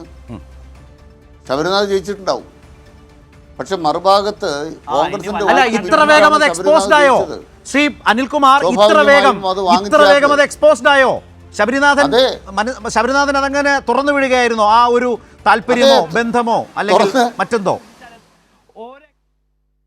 അതെ അതെ, അല്ലെങ്കിൽ വോട്ട് കണക്ക് വെച്ച് മുഖ്യമന്ത്രിക്ക് മറുപടി പറഞ്ഞില്ലല്ലോ. തിരുവനന്തപുരം കോർപ്പറേഷന്റെ കാര്യത്തിൽ 41 സീറ്റുകളിൽ 1000-ൽ താഴെ വോട്ട് UDFന് വന്നതെങ്ങനെ? ആ വോട്ട് കണക്ക് വെച്ചൊരു മറുപടി പ്രതിപക്ഷ നേതാവ് പറഞ്ഞു. ഞാൻ ചോദിക്കുന്ന ചോദ്യം, മുഖ്യമന്ത്രി എണ്ണി 1.25 മണിക്കൂർ പത്രസമ്മേളനം നടത്തി. ശരി, ഏതായാലും തൗഫീഖ് രാജൻ ഈ ചർച്ചയുടെ ഒരു സ്പിരിറ്റ് എടുത്ത് ഈ വിഷയത്തിൽ ശ്രീലേഖ പറഞ്ഞ വാദം അതേപടി ആവർത്തിച്ച് VK പ്രശാന്തിന് നേരെ തിരിയാൻ ശബരിനാഥൻ കാണിച്ച ജാഗ്രതയുണ്ടല്ലോ ആദ്യ ദിവസങ്ങളിൽ തന്നെ. ശ്രീ അനിൽകുമാർ പറഞ്ഞതുപോലെ കേരളത്തിന്റെ മുഖ്യമന്ത്രി തിരുവനന്തപുരം നഗരസഭയിലെ കോൺഗ്രസിന്റെ വോട്ട് 26 വാർഡുകളിൽ 26 നിലപാടുകളിൽ കോൺഗ്രസിന്റെ വോട്ട് 1000-ൽ താഴെ. അതേക്കുറിച്ച് ഒരു മറുപടി പറയാൻ ഈ നേരം വരെ തയ്യാറാകാത്ത ശബരിനാഥൻ എന്ത് ശ്രീലേഖയ്ക്കും BJP-ക്കും വേണ്ടി ഒരു നിലപാട് അതിവേഗം സ്വീകരിച്ചു? അത് ആലോചിച്ച് നോക്കുക, മറുപടി പറയാൻ പൊതുസമൂഹത്തോട് പറയാൻ സജ്ജമാവുക. നമുക്ക് ഏതായാലും ഈ ചർച്ച അവസാനിപ്പിക്കാം. തൗഫീഖ് രാജൻ, അനിൽകുമാർ, ശ്രീ ജയചന്ദ്രൻ, വളരെയധികം നന്ദി.